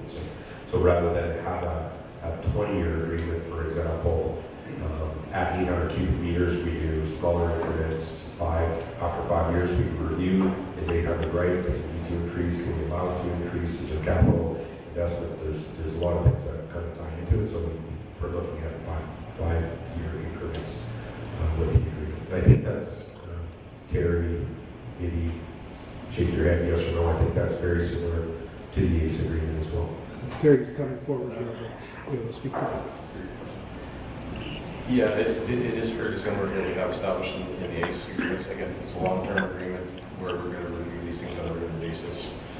Capital improvements can come into play as needing to have those discussions, et cetera, et cetera. And that's all in these, well, in the ACE agreement and this proposed agreement. We talk about how capital will be shared costs, albeit ACE or Saskwater, their percentage of a capital upgrade is going to be pretty small based on their actual volumes that they do versus what we do as a city. Right? So. Okay, I just want to ensure that we have enough capacity for our long-term growth for our community with giving this potentially entering into this agreement. That's another good question on that one too, for sure. Our current master plans stated that we should be upgrading our plant in 2025. When Don referred to the ISL study that was completed as part of the ACE thing, it mentioned about a 5-year reduction in that, so it would be 2020 when we need to do a plant upgrade or something with the plant. Today, actually just talking with Jamie here before he had to do a brief part of his presentation, our current city water treatment plant was really at maybe 50-60% capacity right now. We're only running a few hours a day. We're not running 24 hours a day yet, so we do have capacity within our system. We may have to add more regulatory side of things like UV protection or maybe even redundancy within our plant, but that's on our side of things. So yeah, what Terry's speaking to, I think, would be required whether we're selling to Saskwater or we're distributing to our own residents. So just to give you exact details, our water treatment plant design capacity on a 24-hour operation is about 21,800 cubic meters per day. Water treatment plant average daily flow right now is about 10,208 cubic meters per day. Our max daily flow is 15,594 cubic meters per day. ACE average daily flow is around 447 cubic meters a day, and that's based on 2019 data. Saskwater is anticipating a daily flow of 800 cubic meters up to a max of 1,000 cubic meters on only 10-day maximum. What we're probably going to see there is a lot lower than 800 as they bring things on, but summary, the city is using about 53% of our capacity at average daily flows, and that includes ACE and Saskwater at a maximum daily flow. The city will be using around 78% of the water treatment plant's capacity, and currently the water treatment plant is only operating at 16 to 18 hours. So there is quite a bit of capacity there. Now, how much capacity will depend on how much demand comes over the next 5 to 10 years at the water treatment plant. So you bring in one industry or manufacturing that requires a large amount, that might require that water treatment plant to be taken care of sooner than later. But we feel we can manage this little bit of water without having too much impact on our overall capacity. Thank you. Yeah, Councilor Buckingham, and then Councilor Torresan, and then Councilor Mitchell. Thank you, Worship. So the expense of getting this line from our water treatment plant to the connection point is whose expense? 100% Saskatchewan expense, although there's some discussion around if upsizing, if the city is looking to upsize to also serve future developments along the way that, similar to what we did with Leased, there may be a little bit of an expense for the upsize, but the overall construction and piping from the water treatment plant to the point of delivery at 303 is 100% cost of Saskatchewan, excluding any upsize. And the delivery route, I'm trying to get my head around exactly where this is going to run based on the map and crossing over railroad tracks and things like that. There's going to hit 3 railroad track crossings at least if I read this right. Yep. That's their responsibility. They will control and manage the construction, and we will do spot inspection to ensure compliance with our municipal development standards. So this would be coming down kind of at the redhead corner in that general area? Because The map that's included with the agreement shows 2 alignments that we were talking about at that time. One coming down our basically east city boundary, right along that storm drainage channel and sanitary trunk, the blue line. Yep. So then it would come out over by, I was just looking at a photo at the Service Sports Center, the Dyes gas station. I'm going back way back there. But basically the Welcome to Alberta Travel Information Center in that neighborhood, and then ultimately coming by Allen to Highway 16. Whereas the other alignment would take it a quarter west, which comes down a road allowance that is not there, but there's a road allowance there that we proposed that potentially they can come down that and then hit Highway 16. But both going by our wastewater treatment facility along 67th Street. Sorry. But as Don alluded to, exactly what Don alluded to, Saskatchewan pick up all the tabs associated with construction and placement of the water line. Upsizing, yeah, there may be some costs that we have to come back to council and deal with. But the other thing that Saskatchewan will be doing too is getting all the utility, like the crossing permissions, all the utility easements that are required associated with this, and all those easements that are required for our portion will be in our name and everything else too. there's a few businesses right along that former Travel Alberta Center, which I know the Travel Alberta Center, for example, doesn't have city water attached to it. And I'm not sure about the other businesses around that are straight west and north of that. So if that came in there, whose authority is it to tee into those businesses that are located in there now? That would be 100% city Lloydminster. Because it's on the east side of the overpass. Well, number one, it's within the 8-kilometer buffer that they're not allowed to distribute into. Number 2, it's our water line, and we would control who connects to it. So if city council wanted to provide services outside our boundary, that's something we could definitely talk about, and potentially that line would be that service location. Yeah, because there is a bit of development happening there, has been, and so there are some fairly large businesses that are right there, so just curious. Thank you. It would be a similar process to Alberta side, services outside our boundary. Councilor Torresan. Thank you, Your Worship. Just first of all, great job on some of the items that are in there in terms of retaining control. There's some, there's a lot of warts on those things if you don't retain control that just create future challenges that I don't think we don't want to go down that path. So, Councilor Buckingham asked my question as far as whose cost is it, but now that we know that, there's some strategic part of that I think would be very good for the city as we're going through the process regarding the Northeast Area Structure Plan, building the wastewater treatment plant and needing potable water there that they can use as well. Having the ability to have a new line to service those would be a huge asset to our city in terms of being able to develop that corridor of the city where I don't think that we necessarily had the capacity in the past. So, that on its own is a pretty huge asset to the city. The other parts of it, though, are, even just having knowing that we have additional capacity there where we already have extended the useful life of that water treatment plant significantly through the work that the team has done there over the years, making sure that everything works properly. I think energy efficient appliances and things like that probably did us favors, and energy efficient toilets, or water efficient rather. So those items, are really extending the useful life of our water treatment plant.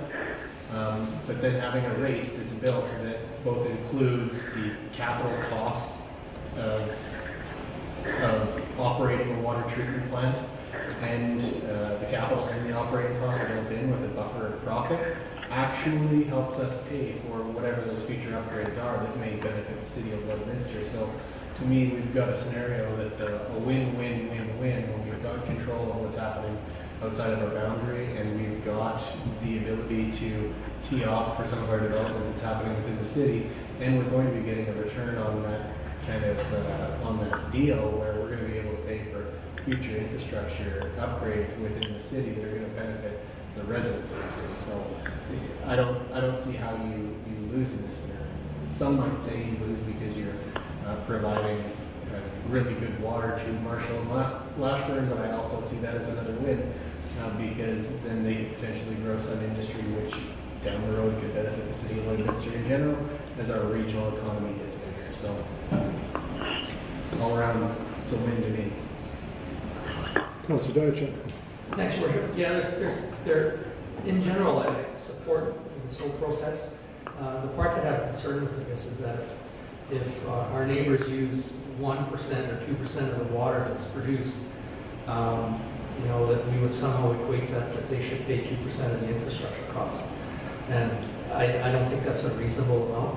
When we reach a point where we have to perhaps redevelop and expand our water treatment plant, I guess I would like to see some more pieces built in there. I guess maybe the Alberta government, Saskatchewan government will assist in this process.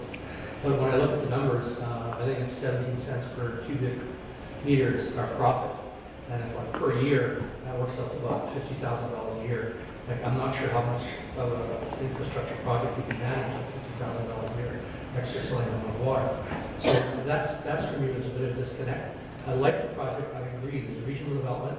The way the future is this regionalization piece, and I understand that. But I really cringe when, if I have another kid and I have to buy a bigger vehicle, I get it. When a neighbor has another kid, I don't feel like I should have to buy a bigger vehicle, right? So it's kind of seeing how that plays out, and I don't know what sort of precautions we can put in as a safety net around that. But if it's simply going to be a line item and say, well, I use 2% of the water, so now we pay 2% of the costs, it really doesn't, in my mind, address really that initial base cost around that's involved in building an infrastructure of that size and amount. So what are we doing to protect ourselves, I guess? That's kind of where I'm going with this. Yeah, I think if I understand your question, how will we deal with future capital? Yes. If there's future capital, they would be required to pay their portion because there's more than East Water, and more than Saskatchewan, and more than the city. There's also Husker. So there's portion of, depending on what piece applies. So they would all be required to pay for that potential capital. If they don't pay for that capital, then we have the ability to recoup that cost through our rate. So there are provisions within the agreement that ensure the city will get their share of the capital cost back, or the share that each of those parties are using of that facility. I hope that makes sense. Yeah, I guess that's a broad enough answer to give me that assurance. I guess the only thing, if they say, well, no, we don't want to pay that much, then what happens? Can we legally turn it down? Then we have the authority to increase rates, or yes, they would become default. Yeah, I don't see how we have a really good argument or a good position with the Alberta government or Sask government around some of this negotiating. But I guess that's the only flag in all of this for me, is that to some degree we may be required to add to the capacity of our water treatment plant, not our own growth, but the growth of our neighbors. And then they may feel that, well, we're only using 2%, so let's say it's a $30 million project, we'll pay the 2%, our ratepayers in the city pay 98%. And it just seems unfair to me, I guess, at some level. Yeah, I would suggest there's a small component in the the daily water rate. There's also agreement, or a clause in the agreement to talk about a negotiation with capital. I would also suggest, though, because these are regional formats that are projects, that both the Alberta and the Saskatchewan government are going to look very favorable on provincial funding for these types of, both of their, especially the Alberta side, they got the Water for Life strategy, which is supports regionalization, as well as the Saskatchewan side, as working with SaskWater, who is essentially an entity of the provincial government. I would expect we would have a very good chance of receiving provincial dollars. It might be a portion of, might be a third, depending on what the projects might be. But I think we're well covered in those areas. Again, the percentage might be something we can discuss. It's gotta be a little bit more, but we can also deal with that in our rates, as Don suggested too. If we do feel we need a little bit more room in our capital, we could look at that as a negotiating portion for the rest. I guess I'm just seeing that in particular discussions in Alberta where they're talking about costs at the provincial level. When you drill down, they find that the biggest issue they have is the infrastructure, both in healthcare and education. And we argue about the costs in those areas. And it's not about the quality of healthcare, it's not about the quality of education. They're going, the cost of the infrastructure is what weighs you down. And so I guess I'm looking at, this piece for us and ensuring how do we have a protection for ourselves where we're not left kind of holding the bag, so to speak, with the bulk of the costs. Yeah, I would just suggest, I think we're well positioned on both sides of the border for funding in the future, and even federal funding as well. The fact that we're I'm just calling it being good neighbors with our Saskatchewan and Alberta sides, and helping them, which is in a lot of cases saving those provincial governments from funding those municipalities as well. So based on that experience, I would suggest that we looked on favorably by those potential grants. Thank you. Councillor Fagan. Yeah, just there again on the profit side of things, I know that the 17 cents profit we're making is with Ace Water. That's what the model that we're using. Is there an industry standard out there as far as what, per cube, what we should be making? The Alberta Utility Commission governs and regulates those rates. In Saskatchewan, going to do the same thing in Saskatchewan? Haven't identified anything. No, I think we would follow Alberta Utility Commission approvals because we're also subject to the upper side of the province. So that rate would be established and approved by the AMC, and then we would establish that on both sides. They would pay the same. It'd be a shame if they were paying 29 cents in Regina for on the table. That's all I'm saying, is that that's a potential there. But no, that makes sense as long as there's some law and order there. Yeah, that's a good question, Councillor, because now we're dealing with a Crown Corporation on the other side.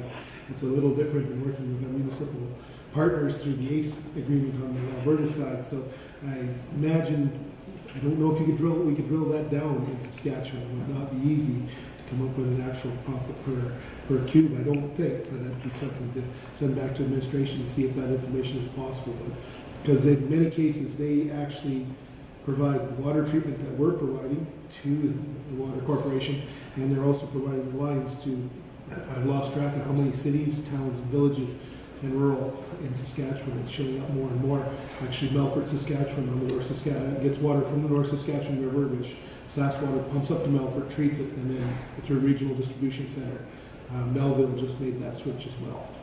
City of Melville. So, and there's a few others, I'm sure. I'm not sure how the Buffalo Pound arrangement works with Regina and Moose Jaw. I think that's still owned by the two cities, but I'm not exactly sure. We'll do some investigation to compare rate over rate. So, for example, if we were going to build a water line, our rate would be significantly higher. And investing the millions of dollars it's going to take to put that line in. So, we'll do some investigation into other municipalities and what their rates are, and we'll bring that back to the rating on. So the question I have, certainly option one would be more appealing to the city, I believe, from administration and council's perspective, because it would be in the city's jurisdiction, corporate limits, and would allow us to do that. It's On the a- alignment you're talking. Yeah, the alignment. So I don't know if there's much that you can influence that versus the options that are presented, but certainly if I had a voice, I would certainly voice towards option number one. There's benefit to both. The option one is it keeps it within our boundary. Option two puts it past the water treatment plant, so, or the wastewater treatment plant. So there's advantages there, but we'll determine and look at which option is based on those sense going forward. Okay, and I don't want to get too far ahead, but is there plans from administration to budget for potentially upsizing that line in the 2021 budget that will be coming to this council on Thursday to review? I can take that one. Right now, in our last discussions with Saskatchewan, they did allude to that there may be some grants that they have that may help us with that as well. So it's not a definitive yes or no for sure at this point in time. We definitely we'll be working with them as soon as when council actually passes this and stuff like that. We're already setting up some meetings with Saskatchewan to obviously work through alignment for one, and that potential for an upsize. They're looking to us to answer how much of that line needs to be upsized, as well as location too. So we still got to work those nuances. So yeah, it's a good question to bring forward by all means. Yeah, I don't want to see us lead, start that budgetary process, which will lead to the next council determining the budget and being in a position that could be a significant chunk of change if we need a couple miles of an increase by 2 or 4 inch pipe. So let's be sure of that. Good from there. Any other questions around the table? Councillor Baker, do you have any questions or comments, sir? Yes, I do. Please go ahead. Thank you, Your Worship. When this started a few months ago, I think administration mentioned that Saskatchewan was looking for water for Marshall and Lashburn and Maidstone. I think that's what it was. I couldn't find a report on it here in the last day or two. The next part of it was, did we receive a letter from Saskatchewan talking about the rural areas? If we did, I've never seen it. This is the first I heard about it until today. I never heard about it in the past, servicing the rural areas. We went through the scenario of villages and before and another situation. And I'm not sure what a village is or a town or a hamlet really is. But I don't know where we're at on that and what we were asked to really provide 6 months ago or 4 months ago. The restricted area around the city makes really good sense. That's the best part of the whole agreement. We refer to increased revenue for the city infrastructure. Well, we're back using prices that are 2 years old, and to the best of my knowledge, I've never seen an audited report on how we're doing with our distribution to the west, whether we're making money or losing money, or what it costs us to operate it. I haven't seen any of that. There has been some numbers, but nobody's verified that they're the right numbers as far as I know. So in your report, you refer to the same sale price as we had 2 years ago. And you refer to the depreciation and those kinds of things. Whether they're right or not, I have no idea. But what we're doing is saying, for another 2 years, we're going to sell water at the same price as we did 2 years ago. So we're going to have a 4-year-old price structure that we're not sure if we're even making any money selling the water at that price. So when we refer to increased revenue for infrastructure, I'd like to see a detailed report of where we're at, because we've already done this once, and I don't see any results back to council, and I'd like to see those before we finalize whatever we're doing here. So I just don't know where all this came from out of the blue and where the rural area came from. So thank you, Your Worship. Just questions I don't have answers for. I'll look to Executive Manager Stang and the City Manager, and we'll fill in wherever we can. Yep, thank you, Your Worship. So when they approached us back in 2018, the request was to supply water to municipalities plus to whoever they could sell it. That was based on their business model to generate enough revenue in order to make a viable business unit out of that. Administration pushed back fairly significantly with regards to only servicing municipalities as per council's direction through numerous conversations on that matter. We did have conversations around other ways of trying to protect servicing outside our boundary, which is, you know, one of the things we want to protect as we grow our community and develop. So one of the solutions or ideas that was presented was the 8-kilometer or 5-mile radius that would protect servicing directly on our boundary. And they agreed to that. Like I said, their original ask was for servicing anywhere. We pushed back hard, got them to agree to an 8-kilometer buffer, but they do have to have the ability, according to Saskatchewan, they do have to have the ability to connect other users to generate revenue to make it a viable business option. Did that make Sorry, just to go back on the auditing, I do believe we did do a report looking over at our CFO. I think there was a review of the ACE water from 2019, and I do believe that we were on track for what we had projected to generate from revenue there. So we can definitely put that information together and provide that in a 5-year report, or we can present that publicly if that's council's desire. Did you get your some answers there, Councillor Baker? Well, I heard what was said. Yeah. So I'll just chime in a little bit. So one of the in conversations at a former SUMA meeting in Regina, I had a chance to speak with the city manager, I believe it was, and we chatted with the president or vice president of Sask Water. So Sask Water's approach is that they are providing water to municipalities.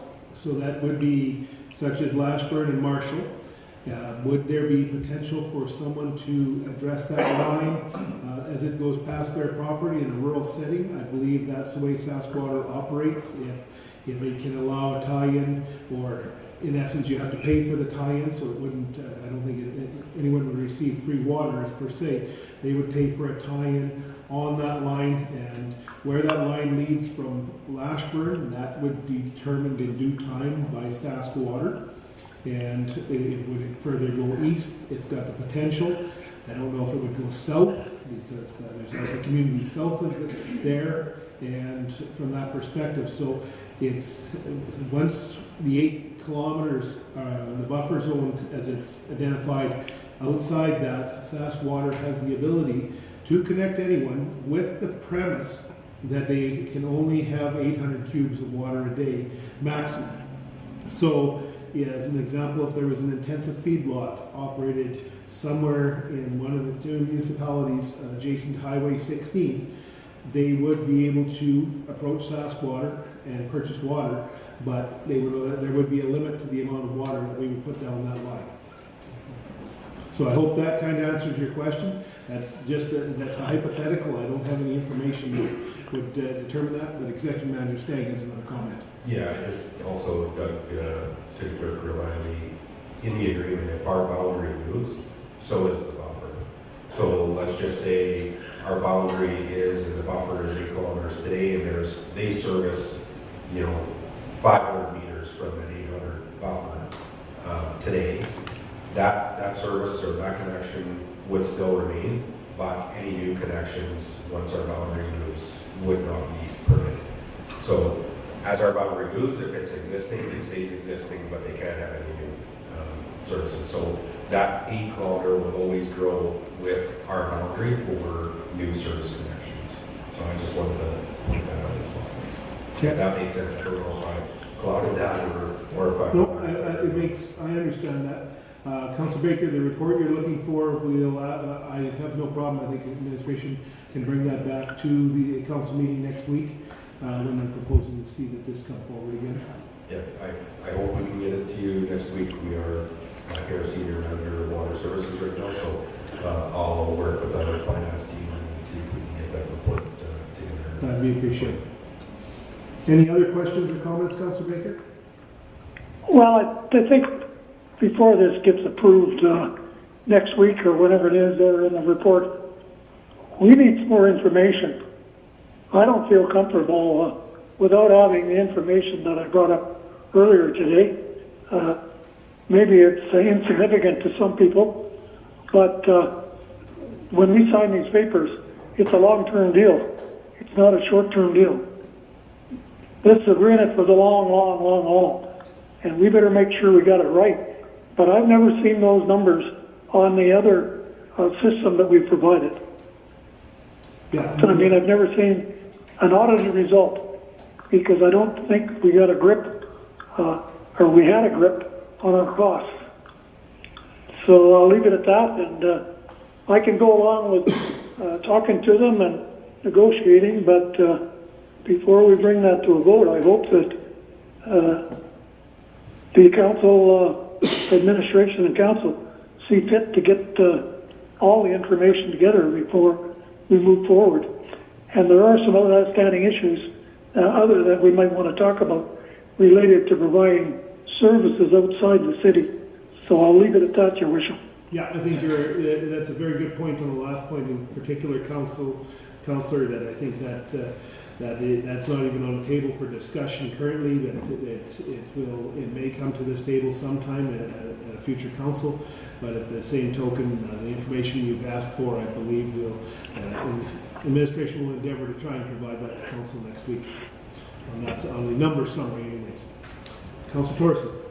Thank you, Your Worship. One of the things I was just going to mention on the ACE side of things, as far as some of the numbers that you're going to see, I don't think they're nearly as large as even what's contemplated within the agreement, because as I understand it, they're just in the bid side for design consultants for the next phase that would get them to Paradise Valley as part of the agreement that we have with them. So they haven't turned on the entire system yet for the amount that we have said that we could provide to them. So they're still, at least a year out probably from even being close to the numbers that we were at. So if anything, it'd be interesting to see what a profit percentage type of item would be, but we probably don't quite have the economies of scale even within the agreement that does exist to actually see what it's going to look like at the end, because the entire line is not built yet or turned on. So I think that it's probably a good idea just to get a snapshot of where we were with the report that was done as a reminder. But at the end of the day, I don't know that it's going to give us the full answer without seeing the entire system turned on. Very cool. Good point.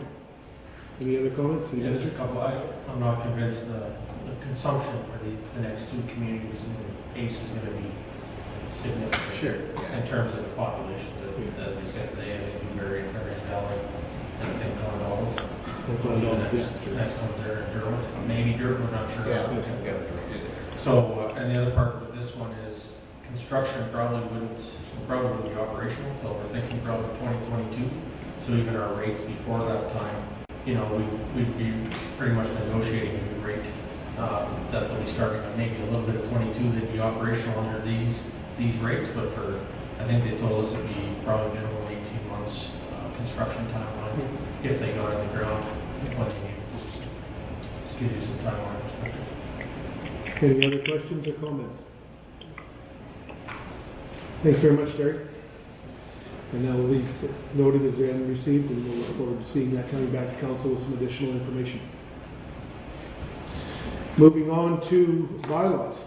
Councillor Dodger. Need a motion to accept this report as information? Yeah, let's get a motion. Certainly. I'll make that motion, please. Seconded by Councillor Torresan. All in favor to receive the report? How do you vote, Councillor Baker? We're just receiving the report? I can't hear you, Your Worship. We're voting, Councillor Baker, to just receive the report for information.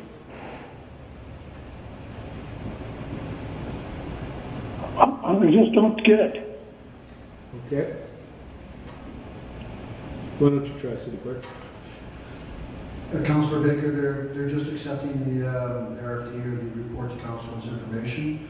They're not making a decision on whether to accept the water or not, or to sell the water, so it's just to accept the report as information. How do you vote? Well, I don't know. I'm only getting part of it, so just leave it be, your worship. You move forward. Okay, It's carried. fine. Thank you. Thanks, Counselor. Moving on to item number 8, bylaws, to the city manager. Thank you, Your Worship, for 8.1 bylaw number 35-2020, text amendment to land use bylaw pet care facility within neighborhood commercial C3 district. I'll ask Anthony Andre to come forward and present.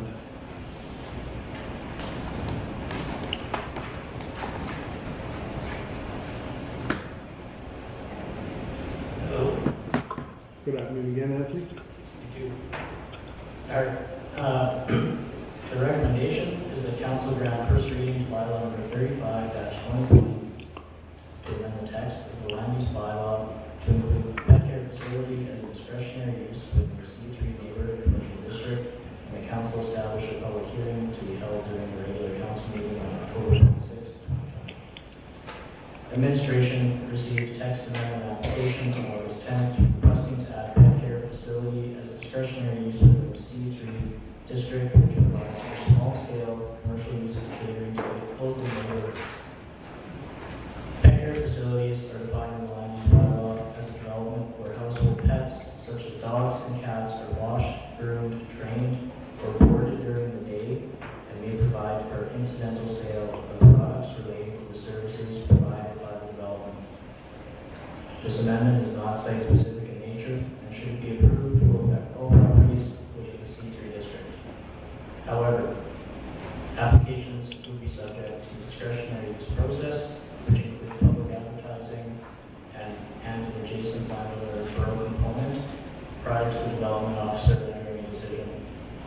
In general, it is not anticipated that this use will negatively affect neighboring residential or commercial properties in and around the C3 district, as the use prohibits outdoor enclosures such as kennels and the overnight accommodation of animals. Thank you. Thank you, Anthony. Questions or comments? I think the one question I had, Anthony, and it was brought up, it is the C3 districts, if the map can be brought up on the screen, it is simply the areas in red that this would be affecting. It's not by any stretch of the imagination any major part of the city. No, that's correct. Just the area shown in red. Okay. Any other questions or comments? Councillor Baker, do you have any questions or comments? No, your worship. Thank you. Councillor Torresan. Thank you, Your Worship. Although it was said at the GPC last week, I think that just using a discretionary use is the best approach for this type of thing, because it gives the opportunity to neighbors to be informed for things that are going in, when there's going to be pets there, and then the development officer can take a good look at what the other, kind of uses are next to it to make sure that everything makes sense as far as what they're doing, so we're not, putting people and animals at risk, anything like that, and there's going to be compatible uses between them. So going the discretionary use route makes a lot of sense, and I support going in that direction. I'll ask for any further comments. Councillor Bagman, you're good? I'll make a motion. All right, I'll entertain a motion. Councillor Bagman.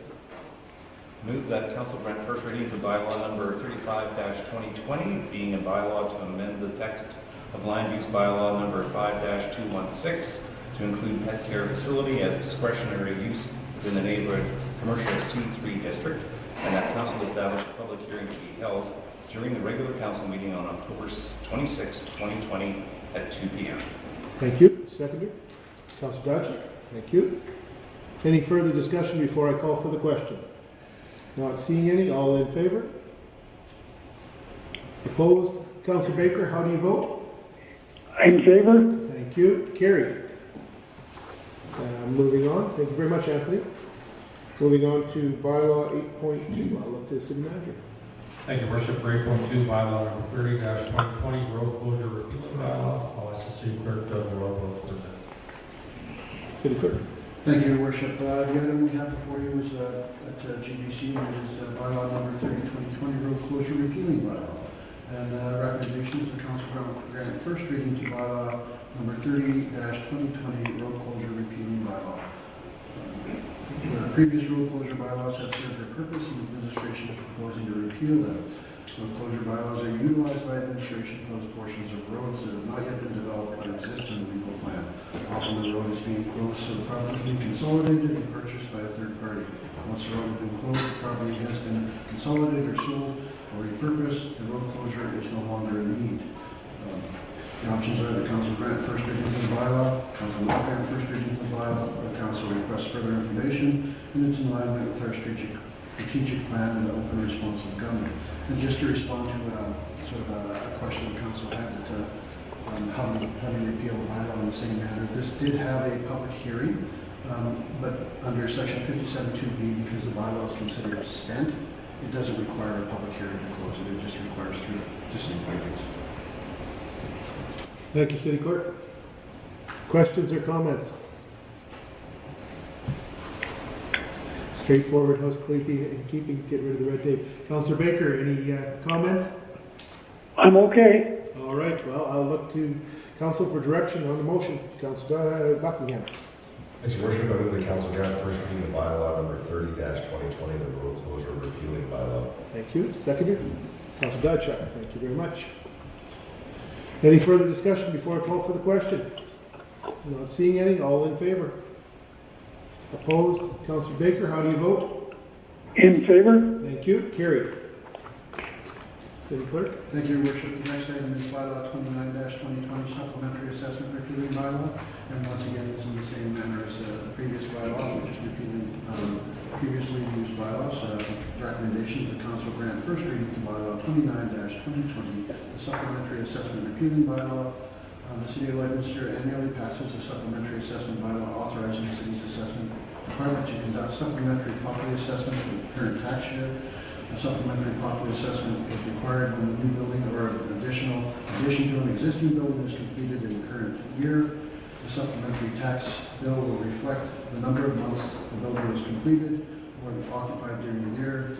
The city's current practice is to repeal previous supplementary assessment bylaw with the passing of the current year's supplementary assessment bylaw. This is not always the city's practice, and old supplementary assessment bylaws are still considered to be active bylaws.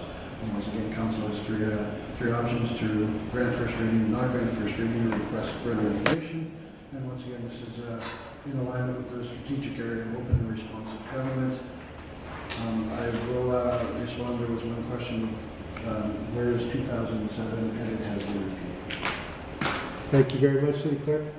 The only question I have is, will this require a public hearing? No, it will not. Thank you. Any other questions from council? Councilor Baker, any questions? No questions. Thank you. With that, I'll look for direction. Councilor Buckingham. Thank you, Worship. I move the council grant first reading the bylaw number 29-2020, the supplementary assessment repealing bylaw. Thank you. Seconder, Councilor Fagin. Any other questions before I call for the motion's question? Not seeing any. All in favor? Opposed? How do you vote, Councilor Baker? In favor. Thank you. Carried. Moving on to agenda item number 9, Mayor and Council reports. My report for the last month and a little bit is been attached for council and the public. Certainly, it's been a little lighter over the summer as COVID has had its effect on our community, but there is a few highlights. We've had the opportunity to meet twice with Alberta ministers. Minister Panda met in Vermilion, and we were able to have an opportunity to discuss infrastructure. He was recently in the city. Councillor Torresan had the opportunity to represent council with the announcement of the school funding by the provinces of Saskatchewan and Alberta, which is actually appreciated. I've had the opportunity to meet the new Minister of Municipal Affairs for Alberta twice. She met with the mayors and CAOs in Vermilion a couple weeks ago, and I was in Calgary for a meeting during AUMA with mid-sized mayors of Alberta to chat with the minister again and carry forth some of our concerns regarding communications, especially from the government, from the provincial government, and how it affects the municipal government. I had the opportunity to ask that question and encourage the minister to try and improve the communication lines between the provincial government and municipalities, so we understand when they're going to make changes to taxes, to grant programs, and give us as much lead time as they can, because we discussed the fiscal cycle of being on the calendar year versus the fiscal calendar that they use, being March 31st, and implored to the minister that there's a big time difference because our budget is cut and dried when they decide to cut us. And that was well noted by the minister. She did ask her deputy and staff why they were on different timelines, and the answer was that's the way the legislation's been set up for a very long time. So I don't expect it to change. And I did bring up to the minister that even if we did change it to the same time until the budget comes out, which is a secret, we wouldn't know where we stood. So I think the point was made to her, as well as other issues around the province that affect our community as well, from healthcare to other items from that perspective. But was able to meet in person, socially distanced in Calgary, thanks to the city of Leduc. They organized that meeting and contributed to ensuring that that room was available. While the AUMA convention went on virtually, I know some members did attend the virtual convention, and I appreciate that. I was able to catch some of it, but not all of it. There were some resolutions passed, but nothing that set the world on fire for municipal government, I'd have to say. There were some concerns raised from that perspective. That's a quick summary of my report. Would anybody else like to speak to anything that has come up in the last little while? Councillor Torresan. Yeah, thank you, Your Worship. Yeah, I just wanted to, thank the mayor for going away last week and giving me the opportunity to have a chat with the cabinet ministers that came from the government of Saskatchewan. We also had Gordon Wyant, Minister of Education and Deputy Premier here. And he also has the infrastructure portfolio under him. So having him and Minister Panda from the Alberta government was great to get a few words in with them to talk about some of the other infrastructure needs in our city, and to thank them for everything they've done so far, and thank them for the work they're doing with our school divisions. It was also another good opportunity to thank our school divisions for everything that they do and how they advocate for us and our local MLAs, so that we can get the best possible quality of education in our city. And overall, that makes what we do as city councilors a lot easier when we have a system that has two really strong school divisions that are always advocating to provide the best quality of education with the best options available to people. So I was happy to be there, and in most cases when I've had a term as deputy mayor, there wasn't too much action, but this time was a little bit more exciting for me. So not that the other times were great, but it was just it was different. So thank you. Thank you, Councillor. Anyone else have any comments? Councillor Baker, anything to report? I'm good. Thank you.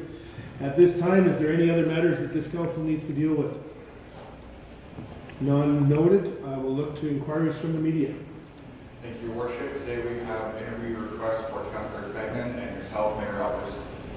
Thank you very much. I'll look for a motion for recess. Motion recess. Motion to recess, seconded by Councillor Fagnan.